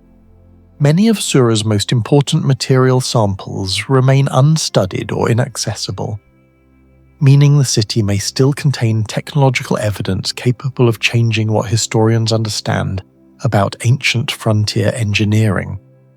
Sura also appears unusually optimized for prolonged survival during military isolation. Storage chambers were positioned deep inside defensive zones, streets narrowed near strategic sectors, potentially slowing enemy movement. Certain buried spaces may have functioned as hidden reservoirs or emergency supply caches. Unlike ordinary ancient cities that gradually added defenses over time, Sura increasingly looks like a settlement designed from the beginning around survival logistics. That distinction matters enormously. Modern military historians sometimes describe fortresses as living defensive systems rather than static walls. Sura may represent one of the clearest ancient examples of that philosophy, a city engineered not simply to exist, but to endure sustained pressure from some of the most powerful armies of late antiquity. Do you think Sura was truly just an ancient frontier fortress, or evidence of a level of desert engineering that modern history still does not fully understand? Share your thoughts in the comments below. The ancient city of Selge was discovered among the steep cliffs, dense forests, and massive canyons of the Taurus Mountains in southern Turkey, near modern Antalya province. Even today, the region remains difficult to access. Archaeologists believe the city was founded more than 2,000 years ago by the Pisidians, a fiercely independent mountain people later influenced by Greek and Roman culture. But what makes Selge extraordinary is not simply its age. It is the fact that an isolated mountain civilization managed to build a technologically sophisticated city and terrain that should have made large-scale urban construction nearly impossible. Massive stone structures, advanced hydraulic systems, earthquake-resistant engineering, and precision urban planning still survive on the mountain slopes, raising questions about how such engineering feats were achieved with the tools supposedly available at the time. Unlike many famous ancient cities built on plains or near rivers, Selge was constructed at an elevation of roughly 1,250 meters above sea level. The surrounding Taurus region is known for extreme topography, unstable geology, and severe seasonal temperature changes. In winter, temperatures can drop close to freezing, while summer heat can exceed 30 degrees Celsius. Even modern engineers consider mountain infrastructure projects in this region extremely difficult due to erosion, landslides, and water management problems. Yet over 2 millennia ago, Selge not only survived in this environment, but developed into one of the strongest fortified cities in ancient Pisidia. One of the greatest mysteries surrounding Selge is its hydraulic engineering. Ancient cities depended completely on reliable water access, but Selge was built far above major rivers and natural reservoirs. Archaeological surveys have uncovered complex aqueduct remains, stone channels, pressure control systems, and water storage basins carved directly into rock. Researchers discovered that some channels maintained extremely precise gradients over long distances. Modern hydraulic engineers note that even a small error in slope calculation could have caused water stagnation, overflow, or pressure collapse. Yet many sections still demonstrate efficient gravitational flow despite centuries of earthquakes and erosion. The mystery becomes even more striking when compared with Roman hydraulic systems elsewhere. Famous Roman aqueducts like the Pont du Gard in France or the aqueducts of Segovia in Spain were constructed in relatively accessible terrain with large imperial resources. Selge, by contrast, was isolated deep in the mountains. Transporting construction material alone would have been a logistical nightmare. Some archaeologists believe Selge's engineers possessed highly advanced practical knowledge of fluid dynamics and terrain mapping long before such concepts were formally documented in engineering texts. Another unexplained feature is the city's enormous theatre.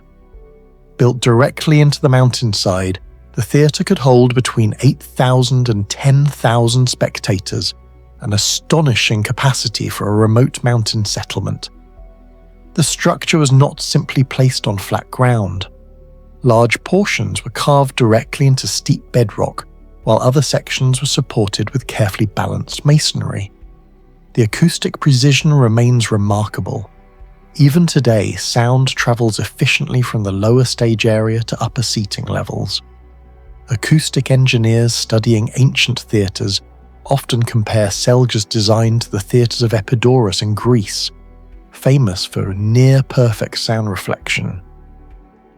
But Epidaurus was built in a relatively stable environment with broad open space. Selge's builders achieved similar acoustic performance while working on fractured mountain terrain. The durability of the theatre also presents a mystery. The Taurus Mountains lie in a seismically active region affected by tectonic stress from the Anatolian plate. Many ancient cities in the eastern Mediterranean were devastated repeatedly by earthquakes. Yet large portions of Selge's theatre and public buildings remain standing. Some structural engineers have observed that the city's stone blocks appear intentionally arranged to allow slight movement during seismic activity rather than rigid resistance. Similar techniques are seen in Inca stonework at sites like Machu Picchu, where flexible masonry helped structures survive earthquakes for centuries. Whether Selge independently developed comparable engineering principles remains unknown. Perhaps the most difficult question involves transportation. Selge contains massive stone walls, columns, temples, and public buildings constructed from blocks weighing several tons. Today, reaching the site requires navigating dangerous mountain roads and steep ravines. Ancient builders lacked modern cranes, engines, or paved transport routes. Historians estimate that moving a single multi-ton limestone block through mountainous terrain would have required enormous labour coordination. Some theories suggest wooden sled systems, rollers, and temporary earth ramps were used. However, many archaeologists argue that certain sections of terrain are too steep for these methods to function effectively at large scale. This logistical puzzle becomes more severe when examining the city's defensive architecture. Selge's fortifications were integrated directly into cliff edges and elevated rock formations, creating a nearly impregnable mountain fortress. Ancient historians, including Polybius, described Pisidian mountain cities as notoriously difficult for invading armies to conquer. But constructing defensive walls on irregular mountain surfaces required highly accurate surveying and structural planning. Modern drone mapping has revealed that many of Selge's major structures maintain surprisingly consistent alignment, despite the chaotic natural terrain. This suggests the builders possess sophisticated geometric surveying methods that are still poorly understood. The city's agricultural survival is another technological mystery. Maintaining a large population at high altitude required stable food production despite limited flat land. Archaeologists discovered evidence of extensive terraced farming systems around Selge. These terraces appear engineered to minimize erosion while maximizing water retention. Similar agricultural systems are seen in the Andes and Himalayan regions, where mountain civilizations developed advanced environmental adaptation techniques. Some environmental historians believe Selge's inhabitants may have possessed unusually effective methods of soil stabilization and microclimate management, allowing agriculture to function in terrain that would normally lose fertile soil rapidly through mountain runoff. One of the most overlooked mysteries is the city's apparent understanding of long-term environmental durability. Many surviving structures show evidence of carefully selected stone types resistant to thermal cracking. In mountainous climates, repeated heating and cooling cycles can fracture rock over centuries. Yet parts of Selge's masonry remain stable after nearly 2,000 years of exposure. Geological analysis suggests builders may have intentionally selected denser limestone varieties less vulnerable to freeze-thaw erosion. If true, this indicates empirical geological knowledge far more advanced than historians typically associate with isolated mountain societies. Selge also raises questions about cultural and technological exchange. The city existed between Greek, Roman, and indigenous Pisidian influences, yet some of its engineering solutions appear uniquely adapted to local conditions rather than directly copied from major imperial centres. Historians still debate whether Selge developed many of its technologies independently or through lost networks of regional knowledge transfer. Some researchers believe mountain communities like Selge may have preserved practical engineering traditions rarely recorded in written history because they were transmitted through builders and craftsmen rather than formal academic systems. Modern technology continues revealing new anomalies at the site. LiDAR scanning and aerial surveys indicate that large portions of Selge remain buried beneath vegetation and collapsed stone.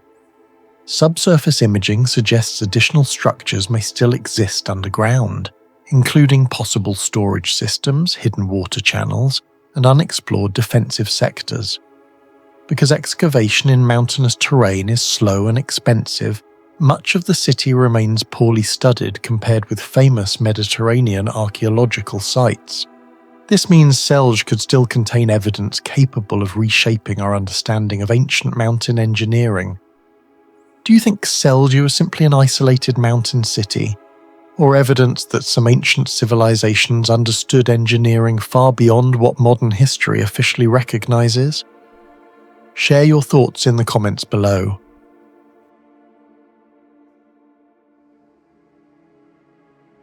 Rising above the Rhodope Mountains of southern Bulgaria near the modern town of Asenovgrad is a massive stone plateau more than 1,200 meters above sea level. From the air, it looks almost unnatural.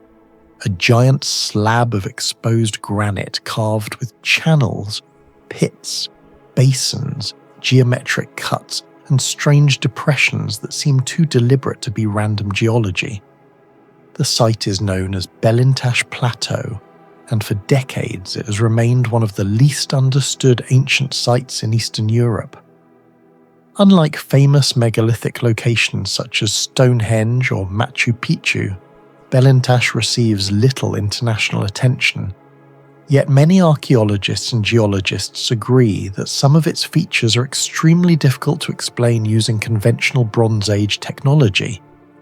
The discovery of Bellentach as a serious archaeological site began relatively late.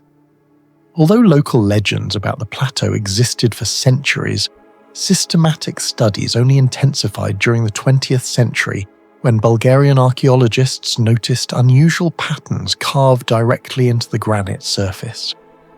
Excavations revealed ceramic fragments, ritual remains, and evidence connected to the ancient Thracians, a civilization that occupied large parts of the Balkans more than 3,000 years ago. But the deeper researchers looked, the stranger the plateau became. The first major mystery is the stone processing itself. Bellentach is composed primarily of granite, one of the hardest natural construction materials commonly encountered by ancient civilizations. Granite measures around 6 to 7 on the Mohs hardness scale, meaning it is harder than bronze and difficult even for iron tools to shape efficiently. Yet across the plateau are dozens of straight channels, flattened surfaces, drilled depressions, and sharply defined cuts extending across large sections of exposed rock. Some grooves maintain surprisingly consistent depth over long distances, while others intersect at angles that appear intentionally geometric rather than natural. This becomes difficult to explain when compared to known Bronze Age stoneworking methods. Ancient Egyptians, for example, processed granite extensively at Aswan and inside pyramids, but they left clear chisel marks, pounding traces and visible tool damage. Even with enormous labour forces, shaping granite was incredibly slow. Experimental archaeology suggests that smoothing 1 square metre of granite using primitive hammerstones can require dozens of labour hours. At Bellentach, however, flattened areas extend across tens of square metres. If all of this work was done manually, the labour investment would have been enormous for a mountain sanctuary occupied by a relatively small population.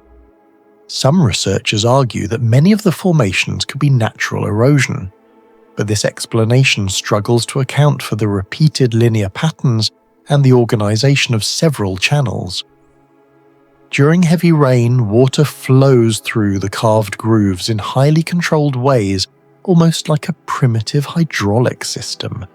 Certain basins fill sequentially, while others drain through narrow-cut paths. This has led to theories that Bellentach may have functioned not only as a ritual centre, but also as a type of ceremonial water management system. That possibility is significant because advanced hydraulic engineering is usually associated with civilizations such as the Romans, Nabateans, or Maya. At sites like Petra, engineers created highly efficient water channels capable of sustaining entire desert cities. Bellentach is far older and far smaller, yet some of its water flow features appear surprisingly intentional. Researchers have proposed that rainwater moving through the channels may have held ceremonial or astronomical importance, possibly linked to seasonal observations. Another unexplained feature is the series of small circular and oval depressions scattered across the plateau. Some are isolated, while others appear grouped into patterns. Local theories often describe them as star maps, suggesting they may represent constellations such as Orion or the Pleiades. While many archaeologists remain skeptical of astronomical interpretations, the geometric arrangement of certain groups continues to raise questions. Some depressions appear too regular to be random weathering, and several show signs of repeated shaping or smoothing. The problem is technological. Creating uniform depressions in granite normally requires either persistent abrasion or rotational drilling methods. Yet there is little evidence that the Thracians possessed advanced drilling technology, comparable to later Roman or Hellenistic systems. Similar debates exist at other ancient sites around the world. In Peru, polygonal stonework at Sacsayhuaman displays precision that continues to challenge modern assumptions about pre-industrial engineering. At Bellentach, the mystery is smaller in scale but equally frustrating because the technical evidence appears more advanced than the surrounding archaeological culture would normally suggest. One of the most controversial mysteries involves the possibility that Bellentach functioned as an astronomical observatory. Several carved lines and depressions align roughly with solar positions during equinoxes and solstices. Researchers have noted that sunlight interacts with parts of the plateau differently during specific seasons, potentially creating shadow markers or illumination points. Similar systems existed in ancient cultures worldwide.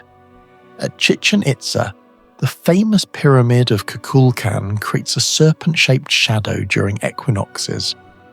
At Nabta Playa, stone arrangements may have tracked seasonal celestial movements more than 6,000 years ago. But Bellentach presents a problem.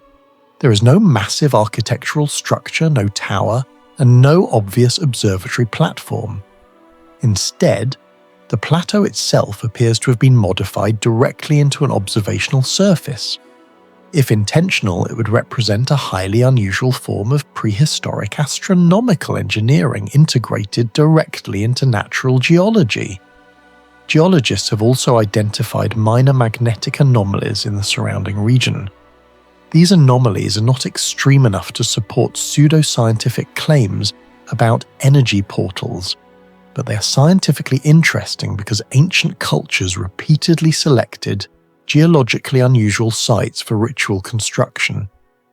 Göbekli Tepe, Delphi, and several Andean ceremonial centres were all positioned near distinctive geological formations or fault zones.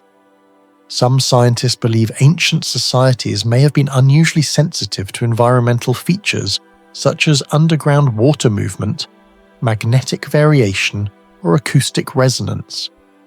Acoustics may be another overlooked mystery at Bellentach. Certain parts of the plateau produce unusual sound reflections due to the flat granite surfaces and surrounding cliffs. Even small voices can echo unexpectedly in particular locations. This has led some archaeologists to speculate that rituals performed there may have intentionally incorporated acoustic effects, similar to ceremonial structures found in Malta's ancient Hypogeum, where specific frequencies resonate with unusual intensity. The survival of the carvings themselves is another unresolved question. Bellentach experiences harsh mountain weather, including freezing winters, strong wind exposure, and constant water erosion.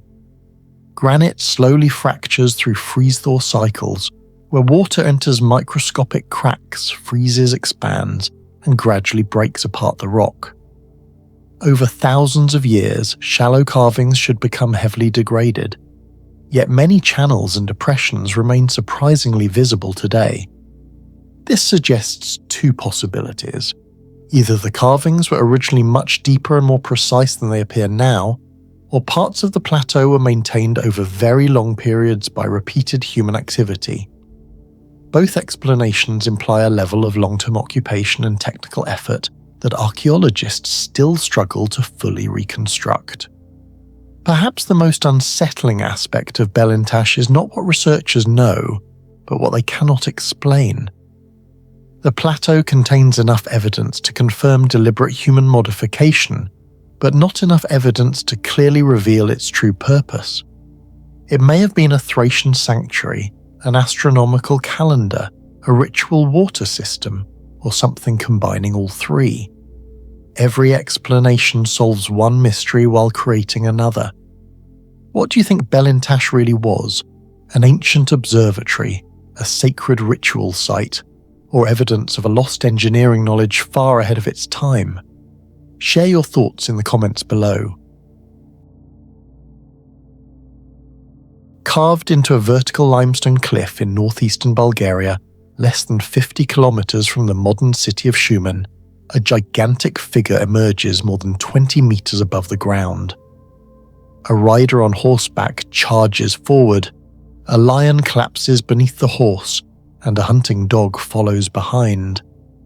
Known today as Madara Rider, the monument is one of the strangest surviving engineering mysteries from the early medieval world.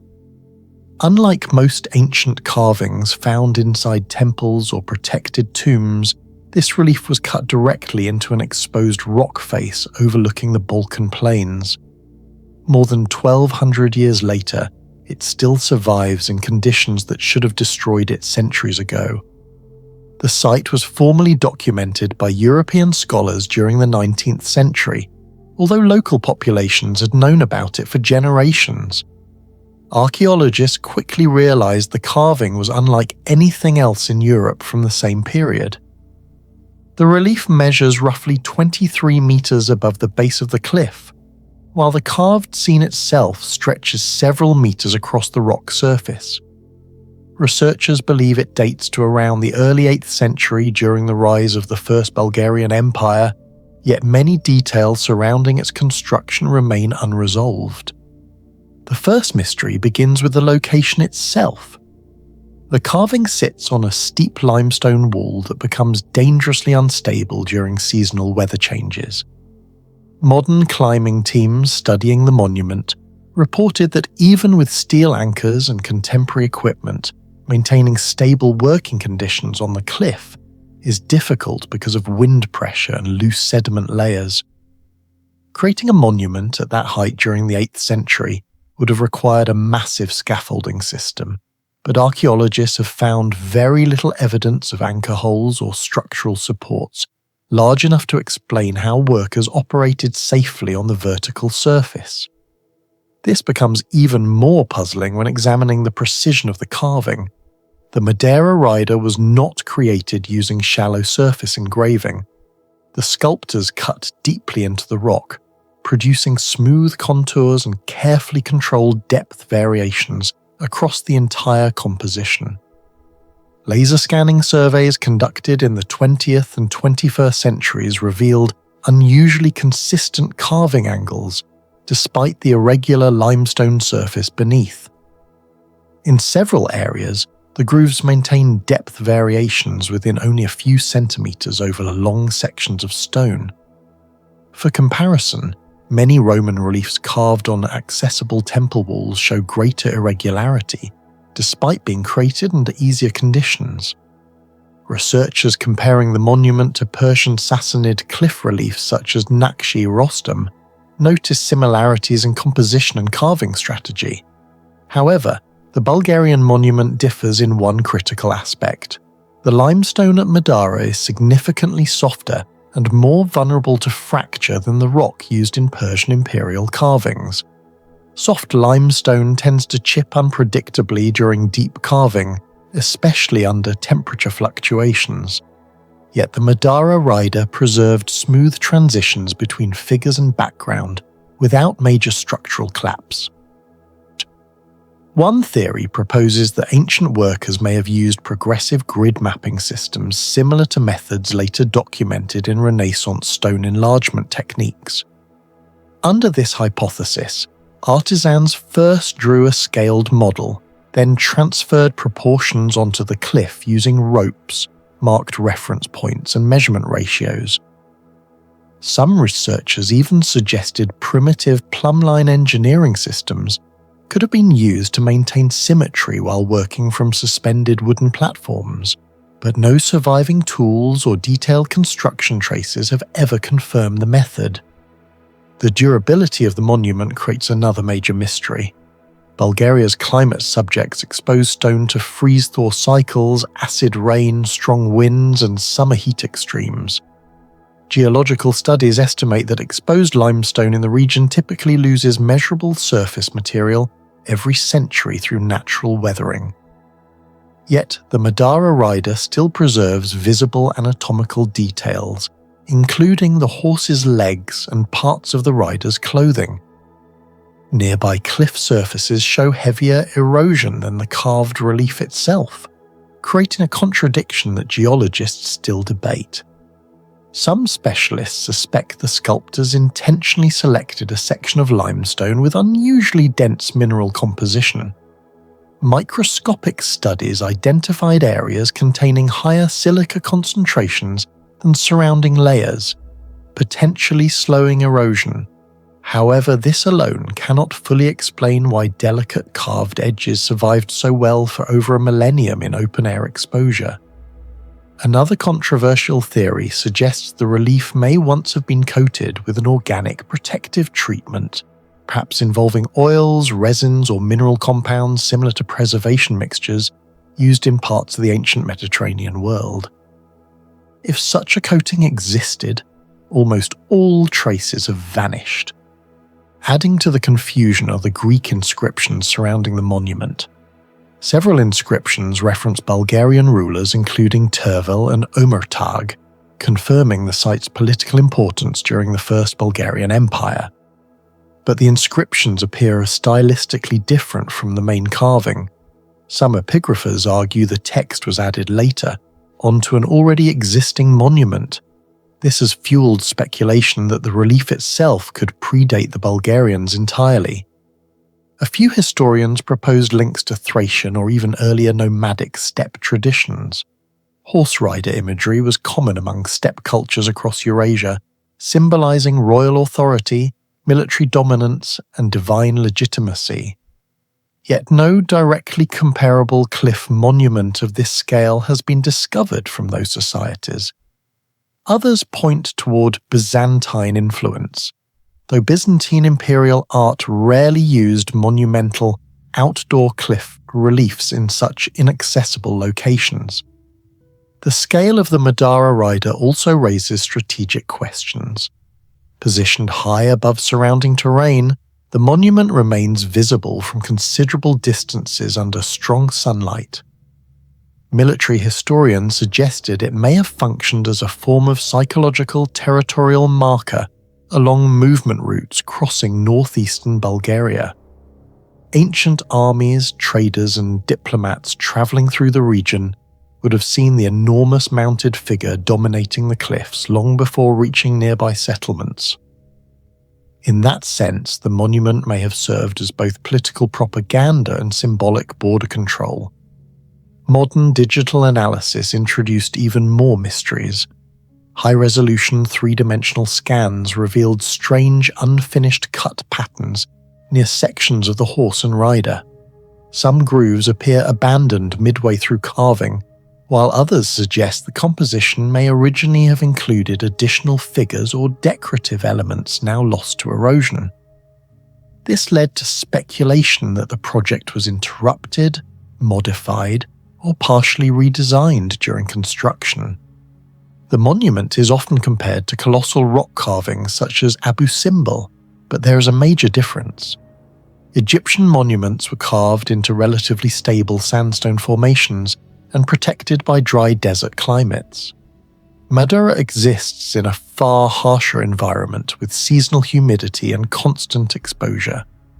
Engineers studying ancient stone preservation consider its survival statistically unusual compared to similar exposed reliefs across Europe. Even today, conservation teams struggle to prevent further deterioration. Moisture infiltration creates microfractures inside the limestone, while pollution accelerates chemical decay. Some restoration experts warned that parts of the relief could eventually collapse if stabilization systems fail. Ironically, modern technology still cannot fully explain how ancient builders created and preserved the monument with such success over 12 centuries ago.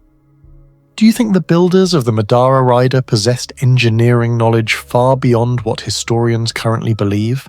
Share your thoughts and theories in the comments below.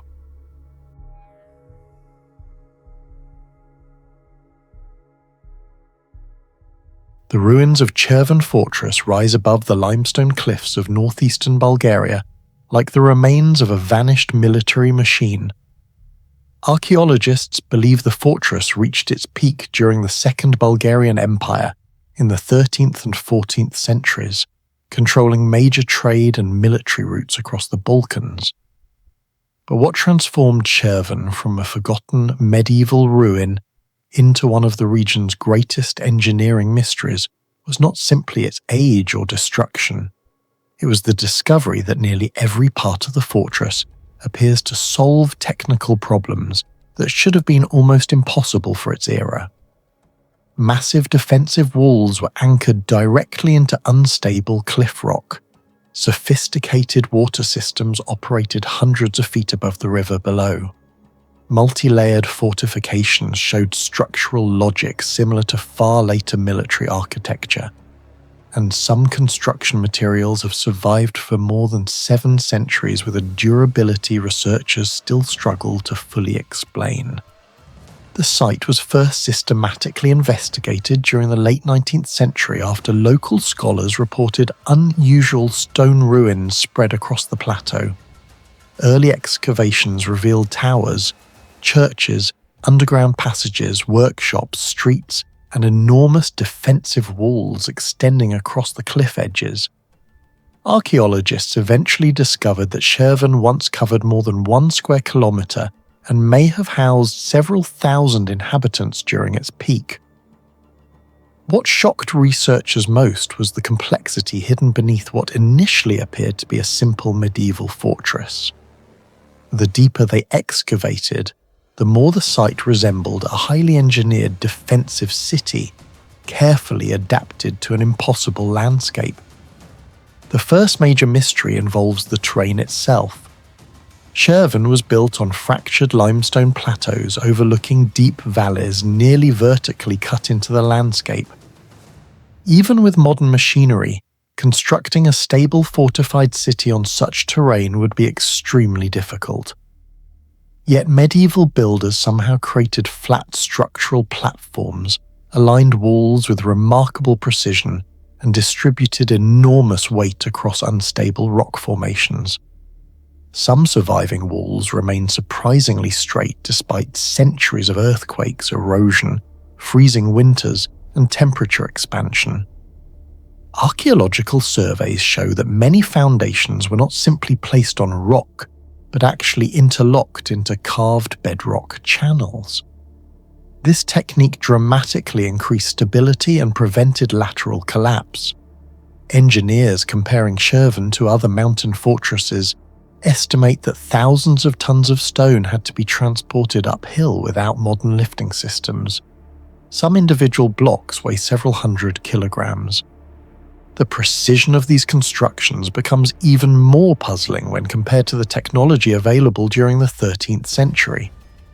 Medieval Balkan builders primarily relied on iron chisels, wooden cranes, ropes, sledges, and animal labor. Yet several wall sections display alignment errors of only a few centimeters over long distances. Similar precision is often associated with much later military engineering traditions. Researchers have compared the logistical difficulty of Chervin's construction to sites like Machu Picchu and Masada, both famous for solving impossible architectural challenges in extreme terrain. But the greatest mystery of Chervin may be water. The fortress sits approximately 200 meters above the river below, yet historical evidence suggests the city could survive prolonged sieges involving thousands of people. Medieval armies often relied on cutting water access to destroy elevated fortresses, but Chervin appears to have developed unusually advanced solutions to this problem. Excavations uncovered reservoirs carved directly into bedrock, underground cisterns, ceramic pipe fragments, drainage systems, and channels designed to collect and store rainwater. Some cisterns remain partially waterproof even today. Researchers attempting to calculate the fortress's water supply encountered a serious problem. Average rainfall in the region appears insufficient to sustain the estimated population during long military blockades. This has led to theories that additional underground water systems remain undiscovered beneath the fortress. Ground-penetrating radar surveys have identified several buried anomalies that may represent tunnels or concealed chambers connected to hidden reservoirs. Some archaeologists believe Chervin may have employed gravity-fed hydraulic systems similar to those seen in Byzantine engineering centers. Others suggest deep vertical wells could still exist beneath collapsed structures. The waterproofing material inside certain reservoirs presents another unexplained puzzle. Chemical analysis suggests mixtures of lime mortar combined with crushed ceramics and mineral additives. This resembles ancient hydraulic concretes used by the Romans and Byzantines, materials specifically engineered to resist moisture penetration. Some samples display crystalline bonding patterns that continue strengthening over time, similar to self-healing reactions identified in Roman marine concrete. If confirmed, this would suggest that builders in medieval Bulgaria possessed advanced empirical knowledge of long-term material durability that was never formally documented.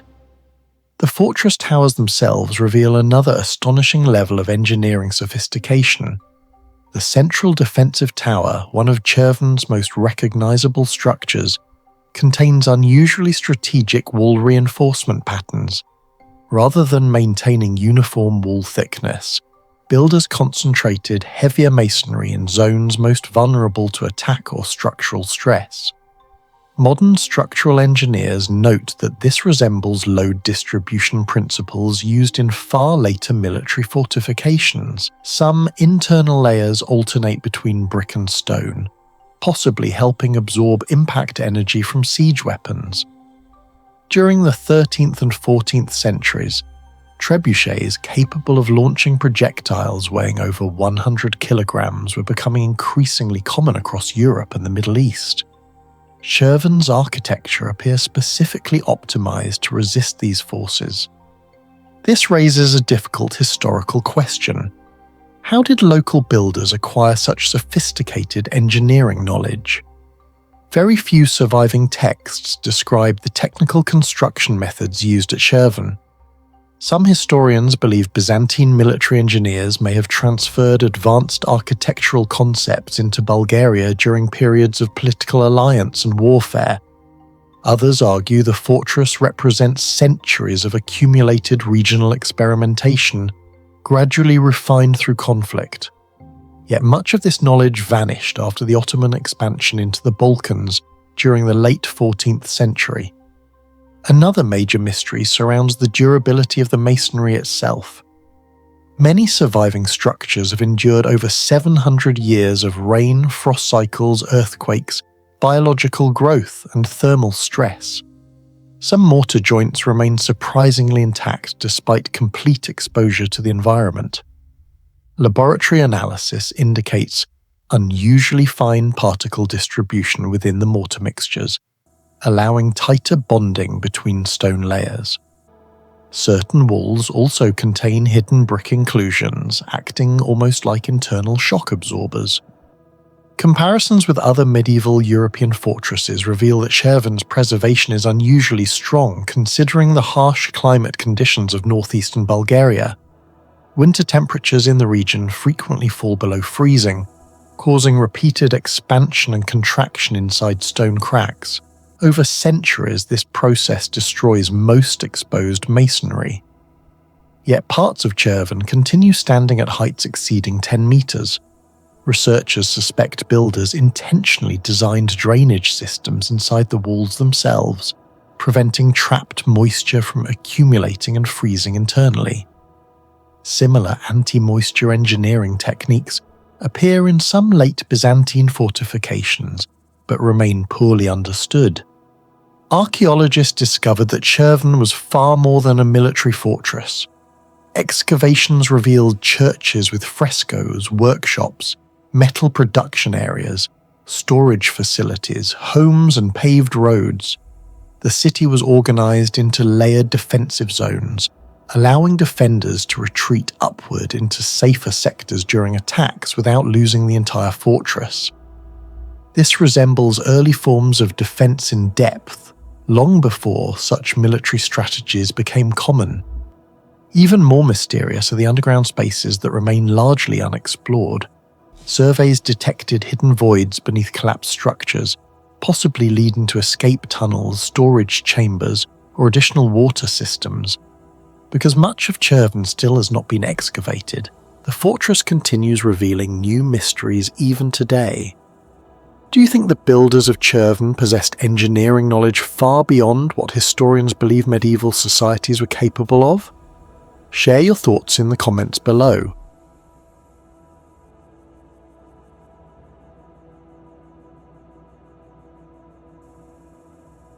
Incallajta lies high in the eastern Andes of Bolivia at an elevation of nearly 2,950 meters above sea level. Hidden between steep mountain ridges and dry valleys, the site was first documented by Spanish chroniclers in the 16th century, but serious archaeological investigation did not begin until the early 20th century. Today, researchers consider Incallajta one of the largest and most mysterious Inca sites ever discovered outside modern Peru.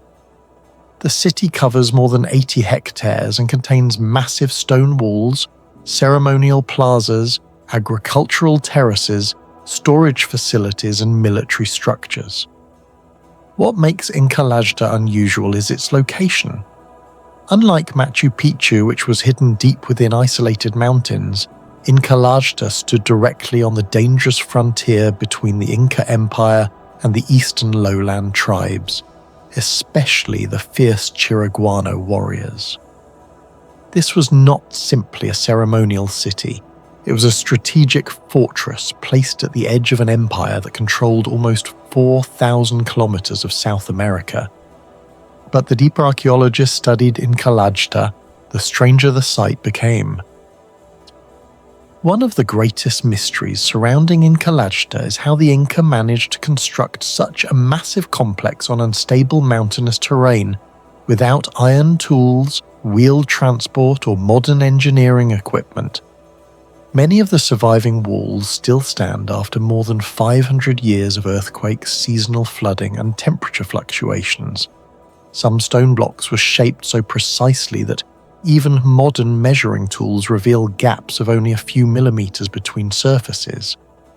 Similar techniques are found at Sacsayhuaman in Peru, where stones weighing more than 100 tons fit together with astonishing precision. However, Incallajta presents an additional challenge. The entire complex was built on sloped terrain vulnerable to erosion and seismic activity. Modern engineers studying Inca masonry discovered that many walls were intentionally tilted slightly inward. This subtle angle distributed seismic energy throughout the structure during earthquakes. In laboratory simulations, researchers found that polygonal Inca stonework absorbed vibration significantly better than rigid European masonry from the same historical period. Yet the biggest question remains unanswered. How were these stones transported across steep mountain terrain? Some quarries linked to Incallajta are located kilometers away from the main complex. Moving multi-ton blocks uphill without wheels or draft animals capable of carrying heavy loads would have required extraordinary coordination and manpower. Experimental archaeologists attempting to recreate similar transportation methods discovered that even moving stones weighing 2 to 3 tons over rough slopes required dozens of workers using ropes, ramps, and wooden rollers. Incallajta contained stones far larger than that. The most mysterious structure at Incallajta is the gigantic Calanca, a rectangular hall measuring approximately 78 meters long and more than 25 meters wide. It is believed to be one of the largest roofed buildings ever constructed by the Inca civilization. This immediately creates a major engineering mystery. The stone foundations and column bases indicate the building once supported a massive roof structure, but constructing a roof of that scale at high altitude would have been extraordinarily difficult. Strong Andean winds, seasonal storms, and dramatic temperature changes would place enormous stress on wooden support beams. Archaeologists estimate that the roof may have required hundreds of massive timber beams. The problem is that large trees do not naturally grow at that elevation. The wood likely came from distant subtropical forests east of the Andes, possibly transported from regions dozens of kilometers away. Even today, transporting heavy timber through those mountain routes without roads would be extremely difficult. Some researchers estimate that the labor force required for the Calanca alone may have numbered in the thousands. What confuses experts even more is the purpose of such a colossal hall. The structure was far larger than most known military barracks. Some believe it functioned as a ceremonial gathering center, capable of hosting political assemblies, rituals, or elite administrative meetings. Others argue it may have been designed to demonstrate imperial power near the empire's frontier. But no definitive answer exists. Like many major Inca sites, Incallajta appears to contain sophisticated astronomical alignments. Several doorways and walls line up with the position of the sun during solstices and equinoxes. Researchers studying the site noticed that sunlight passes through specific openings at precise seasonal moments, illuminating ceremonial sectors of the complex. This suggests Incallajta may have functioned partly as an astronomical observatory. The challenge is understanding how the Inca achieved this level of accuracy. The mountainous terrain surrounding the city creates distorted horizons that complicate solar observations, yet the alignments remain remarkably precise. At Machu Picchu, similar solar alignments have an error margin of less than 1 degree. Some researchers believe Incallajta may have achieved comparable precision using only naked eye astronomy and horizon markers. This required advanced long-term observation of celestial cycles. The Inca possessed no written mathematical system comparable to Greek astronomy, yet they successfully integrated solar tracking into architecture across thousands of kilometers of mountainous terrain. Even more mysterious is the possibility that Incallajta's ceremonial layout mirrored cosmological beliefs tied to the Milky Way, which the Inca considered a sacred celestial river. Some archaeologists argue the city's orientation reflects symbolic connections between the heavens and imperial authority. Perhaps the most underrated mystery of Incallajta is its water management system. The region experiences extreme seasonal variation. During rainy periods, water descends violently from surrounding mountains. During dry seasons, water becomes scarce. Yet the Inca engineered a network of canals, terraces, drainage channels, and reservoirs capable of stabilizing agricultural production. Some channels still function today after centuries of abandonment. Modern hydraulic engineers studying Inca systems discovered that many channels maintained incredibly precise gradients. If the slope was too steep, water would erode the stone lining. If too shallow, the flow would stagnate. In several sections of Incallajta, the gradient varies by only tiny fractions across long distances. This precision becomes even more astonishing considering the lack of modern surveying instruments. The agricultural terraces surrounding the city also reveal sophisticated environmental adaptation. By creating stepped farming platforms, the Inca reduced erosion while maximizing water retention. Similar systems across the Andes remain agriculturally productive after hundreds of years. NASA researchers studying ancient agricultural resilience have even compared Andean terrace systems to sustainable farming solutions for harsh environments today. At first glance, Incallajta appears to be a military fortress built to defend the eastern border of the Inca Empire. Massive defensive walls and strategic positioning support that theory. However, the city contains an unusually high concentration of ceremonial architecture. Large plazas, ritual spaces, sacred alignments, and elite compounds suggest Incallajta served functions far beyond warfare. Some historians believe the site acted as both a military command center and a symbolic demonstration of imperial control over frontier populations.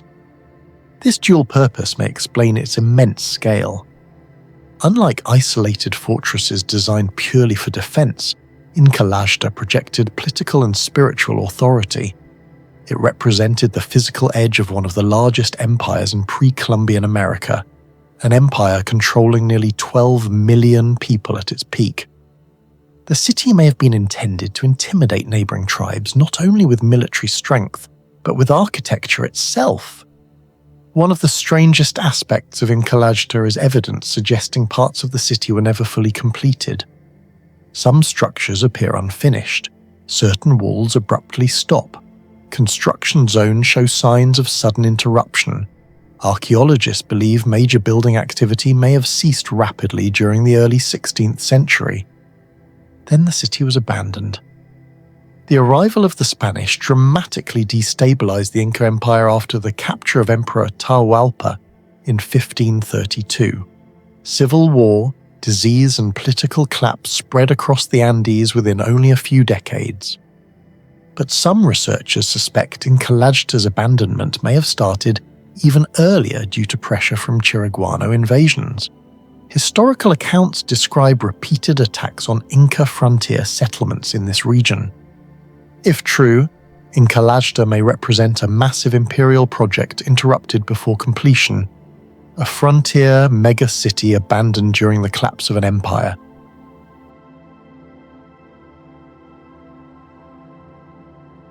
Egypt's western desert hides one of the most isolated ancient temple complexes ever discovered.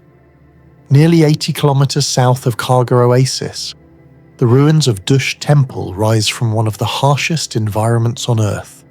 The site sits at the edge of the Sahara, where summer temperatures regularly exceed 120 degrees Fahrenheit, and annual rainfall is often less than 1 inch.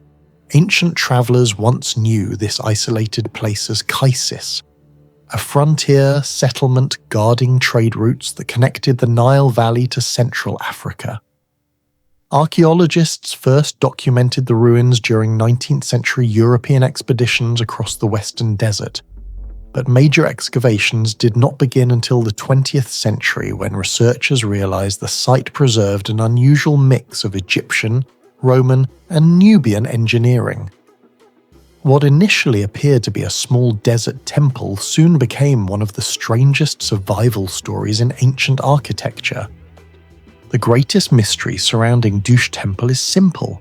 By normal engineering expectations, the structure should have collapsed long ago. Much of the complex was built from sandstone and mud brick, materials highly vulnerable to thermal stress. In the Sahara, temperatures can swing more than 70 degrees Fahrenheit between day and night. Modern material science shows that repeated expansion and contraction under such conditions gradually fractures stone and destroys mortar.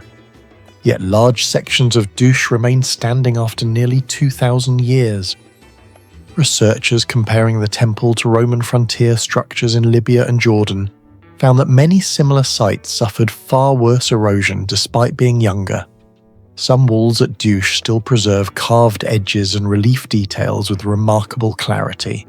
Microscopic studies of surviving mortar suggest the builders may have mixed desert minerals, salts, and fine clay particles into the binding material to improve thermal resistance. Certain samples appear unusually dense compared to standard Roman mortar used elsewhere in North Africa.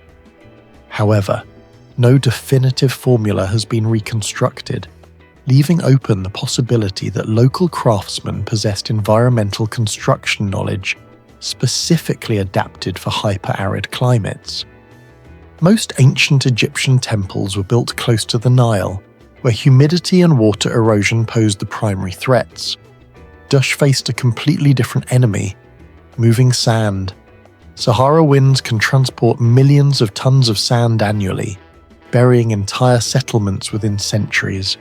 Satellite imaging of nearby abandoned caravan stations shows many were completely swallowed by dunes, yet Dush survived partially exposed. The temple's layout reveals what appears to be deliberate aerodynamic planning. The outer walls are not perfectly symmetrical. Some corners are angled slightly off 90 degrees, a feature that may have disrupted vortex formation around the structure. Modern desert architecture sometimes uses similar principles to reduce sand accumulation near buildings.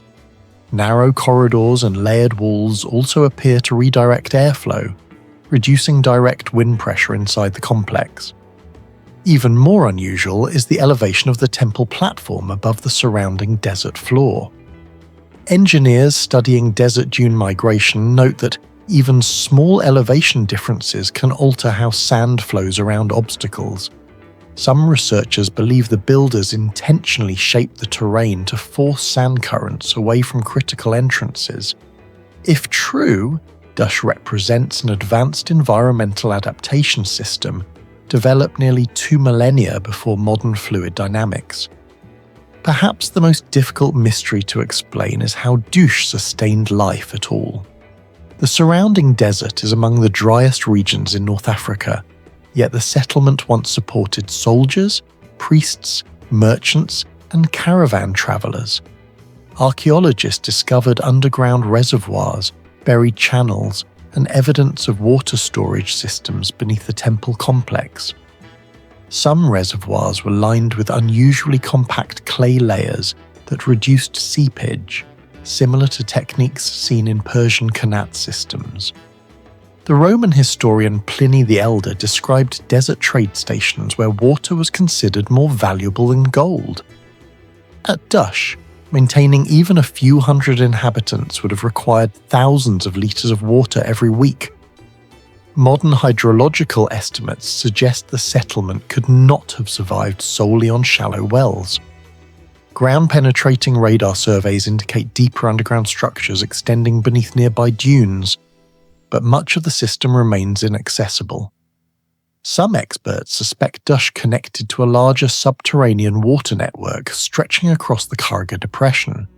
Others argue the site may have used seasonal underground recharge systems capable of collecting and preserving ancient groundwater trapped beneath the Sahara thousands of years earlier when the region was wetter.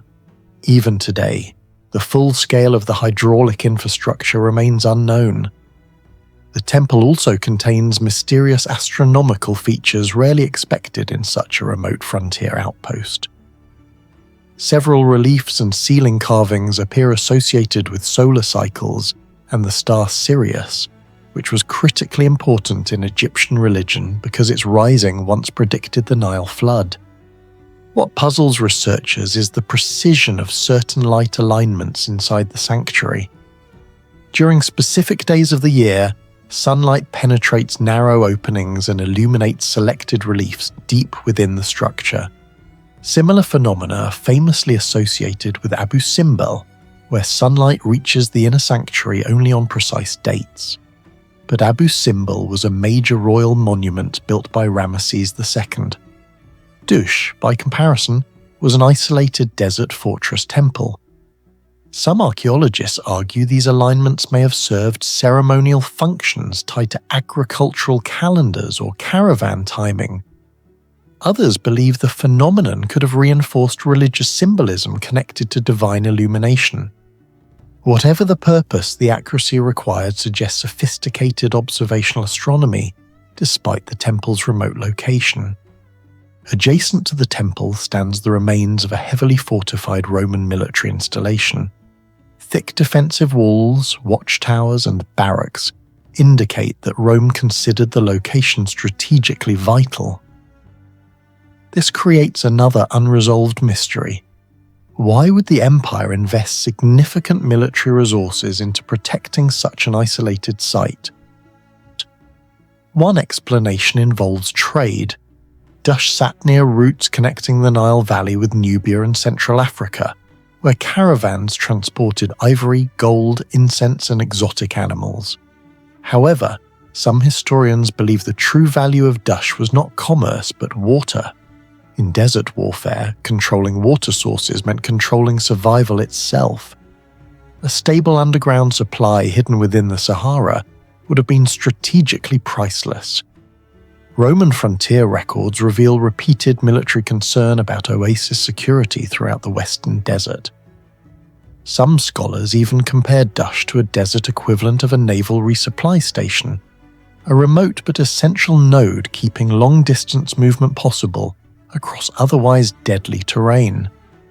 Another strange aspect of Dush Temple is its architectural identity. The structure blends Egyptian religious design with Roman military planning and Nubian artistic influence. Decorative elements include Egyptian-style divine imagery alongside Roman construction techniques such as reinforced gateways and defensive wall patterns. This fusion suggests the site was not merely Egyptian or Roman, but part of a multicultural frontier society where knowledge moved across civilizations. Similar hybridization appears at sites like Palmyra in Syria or Petra in Jordan, but Dush is unique because of its environmental extremity. Every imported architectural idea had to be adapted for survival in the Sahara. Researchers analyzing tool marks on surviving stone blocks discovered evidence of both traditional Egyptian carving methods and Roman quarrying techniques. This overlap implies cooperation between craftsmen from different regions, potentially creating engineering solutions unavailable within a single cultural tradition. Do you think Dush Temple was simply an isolated desert outpost, or evidence that ancient civilizations understood survival engineering far beyond what we normally imagine? Share your thoughts in the comments below. Mountainous terrain of southwestern Serbia near modern Novi Pazar, hides the ruined fortress city of Stari Ras, still clinging to the cliffs like part of the mountain itself. Almost nothing about it looks extraordinary at first glance. There are no giant pyramids, no perfectly polished megaliths, no towering temples visible from space. Yet historians and archaeologists increasingly believe Stari Ras may contain one of the most underestimated engineering mysteries of medieval Europe. Built between the 9th and 13th centuries, this was the political heart of early medieval Serbia, positioned at the crossroads between the Byzantine Empire, the Slavic world, and the trade routes connecting the Adriatic coast to the Balkans. But the deeper researchers study the site, the harder it becomes to explain how builders working with supposedly limited medieval technology created fortress systems so perfectly adapted to extreme terrain that parts of it survived more than 700 years of erosion, earthquakes, warfare, and abandonment. The site was first systematically identified by modern researchers during 19th century expeditions through the Balkans, though local populations had known the ruins for centuries. Excavations accelerated during the 20th century, especially after Yugoslav archaeological teams began mapping the region in detail. What stunned researchers immediately was the location itself. Stari Ras was not built on flat ground like most medieval capitals. Instead, it was constructed across steep limestone ridges at elevations exceeding several hundred meters above surrounding valleys. Even modern engineers consider such terrain difficult for large masonry construction, because uneven stress distribution can gradually crack foundations apart. Yet many wall sections at Stari Ras remained structurally stable for centuries despite exposure to freeze-thaw cycles, seismic vibration, and warfare. One of the greatest mysteries surrounding the fortress is its terrain-integrated architecture. Unlike Roman forts, which often relied on extensive levelling and geometric planning, Stari Ras appears to have been designed to merge directly with the mountain. Archaeologists discovered that many walls were anchored directly into natural limestone formations using interlocking masonry techniques, rather than relying entirely on mortar. This dramatically reduced sliding forces on steep slopes. Modern structural comparisons show similar techniques were used in some Byzantine mountain fortresses and Armenian cliff citadels, but those sites were usually supported by far larger imperial economies. Stari Ras belonged to a regional medieval kingdom with far fewer resources, making the sophistication of the engineering difficult to explain. Some preserved wall sections show deviations of only a few centimeters, despite construction on irregular rock surfaces. That level of precision would have required careful understanding of weight transfer and load balancing. Engineers studying surviving sections noted that poorly calculated walls on slopes normally begin separating within decades due to gravity and seasonal expansion. Yet parts of Stari Ras endured for centuries. In some areas, builders even shaped stones to lock naturally against bedrock angles, reducing lateral stress without modern reinforcement systems. Similar principles are used today in earthquake-resistant retaining structures. Another unexplained feature involves the fortress access routes. Most medieval fortresses relied on visible defensive approaches, forcing attackers through gates or narrow choke points. But at Stari Ras, many pathways become nearly invisible from a distance because they blend into the surrounding rock formations. Researchers believe this was intentional. The roads were constructed in narrow zigzag patterns that prevented cavalry charges and slowed siege equipment. More importantly, the angles of these routes appear optimized for defensive visibility. Defenders positioned above could monitor almost the entire approach, while remaining hidden until the final moments before engagement. Military historians compared this arrangement to Byzantine defensive theory described in 10th century military manuals, where elevation and controlled visibility were considered more valuable than sheer wall height.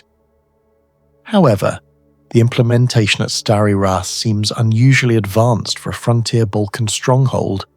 Some experts argue the fortress functioned less like a conventional city and more like a carefully engineered defensive machine built directly into the landscape itself.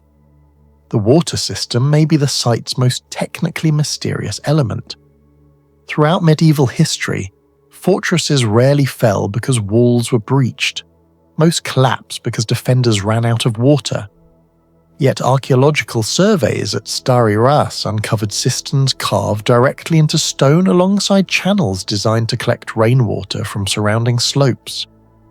What researchers still cannot fully explain is the waterproofing material lining several reservoirs.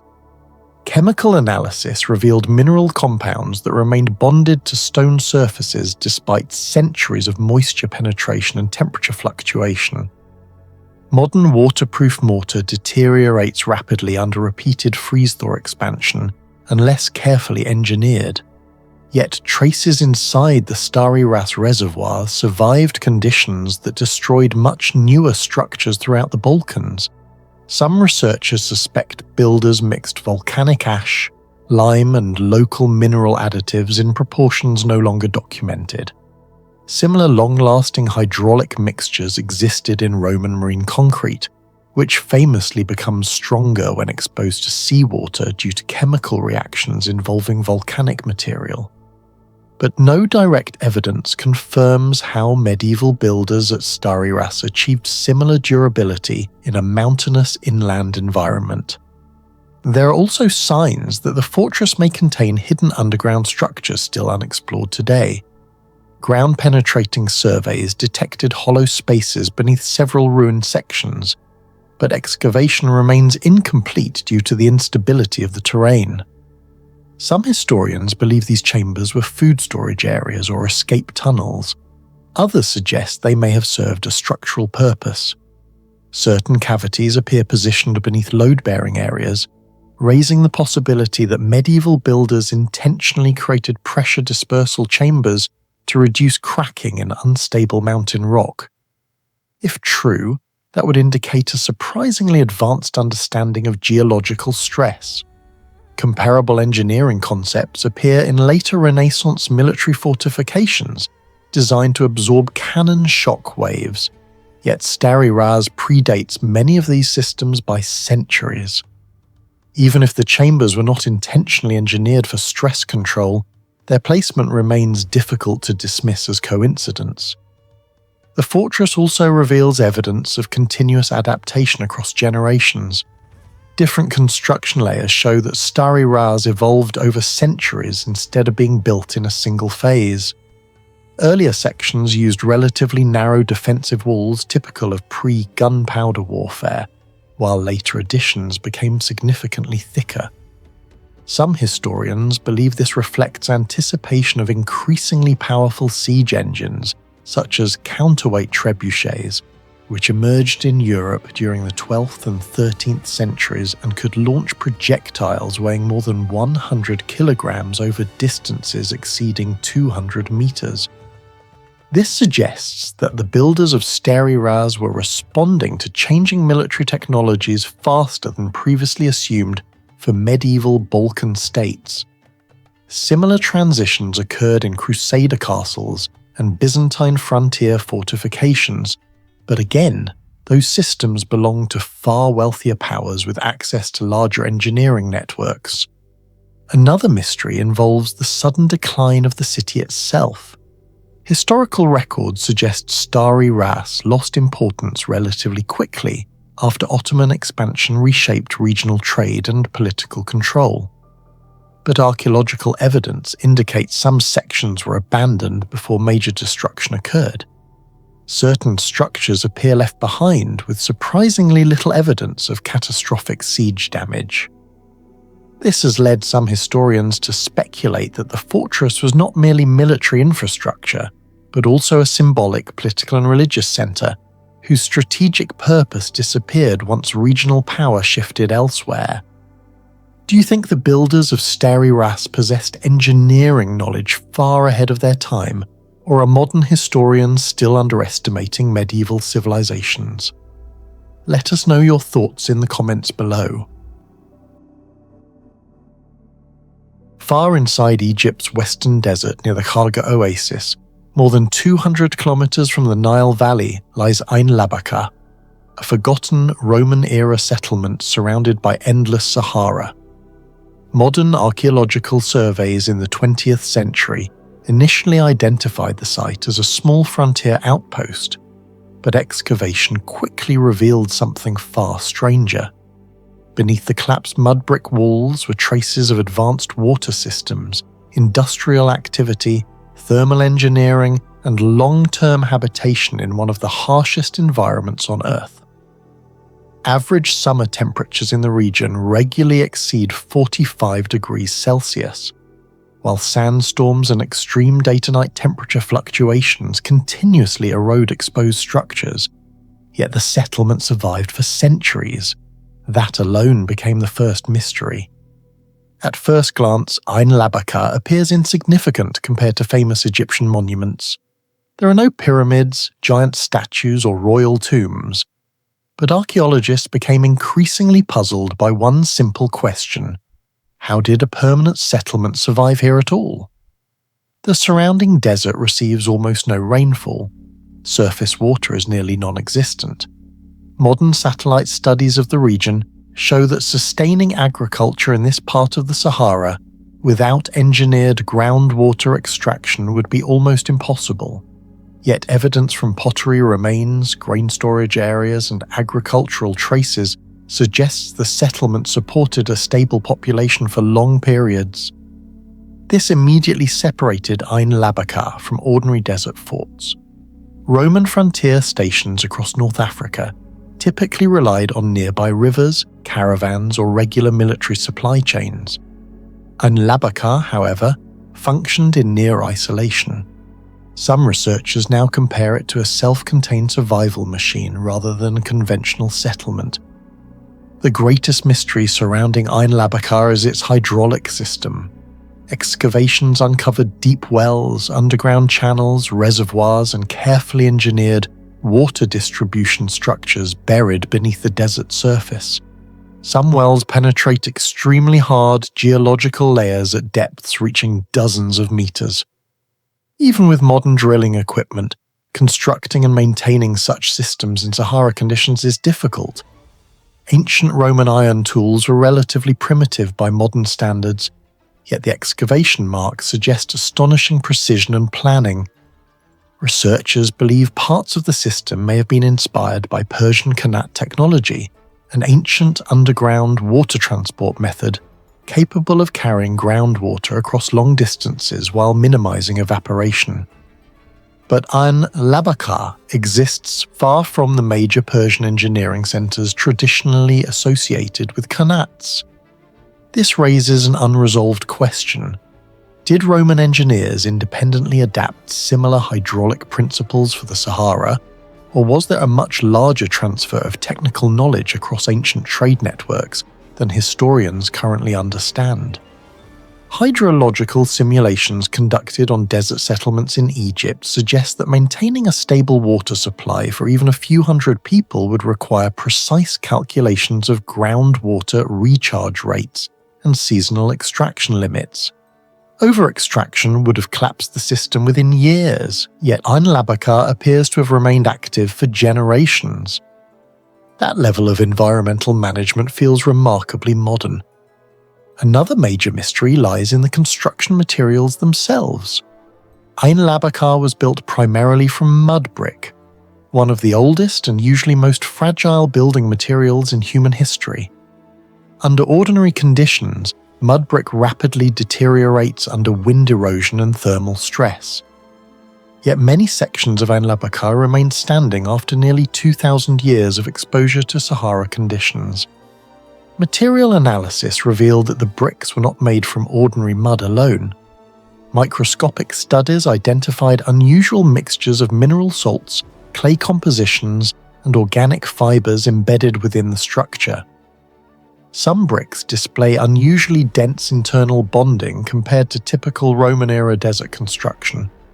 Modern experiments attempting to replicate the material found that certain mineral combinations significantly improved resistance to heat cracking and wind erosion. However, the exact formula has not been fully reproduced. This is especially strange considering the logistical challenges. Incallajta existed in an isolated desert zone with limited natural resources.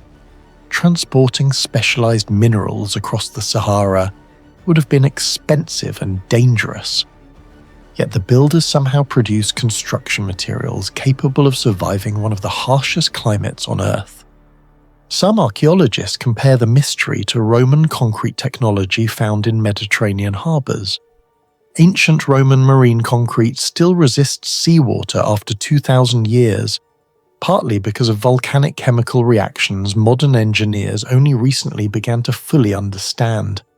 Incallajta may represent a similar lost branch of environmental engineering adapted specifically for desert survival. Perhaps the most controversial mystery at Incallajta involves evidence of industrial activity hidden within the ruins. Archaeologists discovered traces of furnaces, ash deposits, storage chambers, mineral processing zones, and unusually high concentrations of burned material embedded in certain areas of the settlement.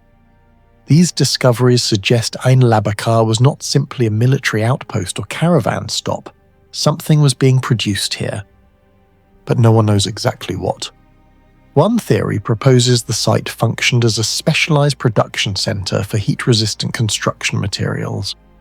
Another suggests mineral extraction or processing connected to Roman trade networks moving through the Sahara.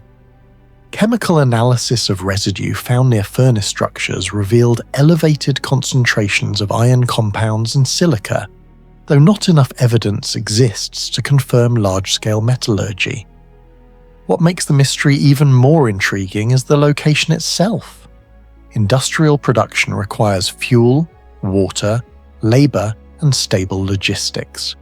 The Sahara provides almost none of these naturally. Running furnaces in extreme desert conditions would have consumed enormous resources. Yet the evidence clearly points toward organized industrial activity. Some researchers believe Incallajta may have served as a strategic manufacturing station, supporting long-distance desert caravans traveling between Roman Egypt and sub-Saharan trade routes. Others argue the industrial traces could indicate experimentation with local mineral resources that have not yet been fully identified. There is also the possibility that much of the original settlement remains buried beneath sand layers still untouched by excavation. Ground-penetrating radar surveys in nearby desert regions have repeatedly revealed hidden structures invisible from the surface. If larger industrial sectors remain undiscovered beneath Incallajta, the true scale of the settlement may be far greater than currently believed. This transforms Incallajta from a forgotten desert ruin into something far more unsettling, a technological outpost operating deep inside an environment where sustaining even basic life should have been extraordinarily difficult. The architecture of Incallajta reveals another layer of sophistication. Building orientation, corridor placement, wall thickness, and airflow pathways appear intentionally designed to regulate internal temperatures. Some narrow passageways functioned similarly to pressure ventilation channels.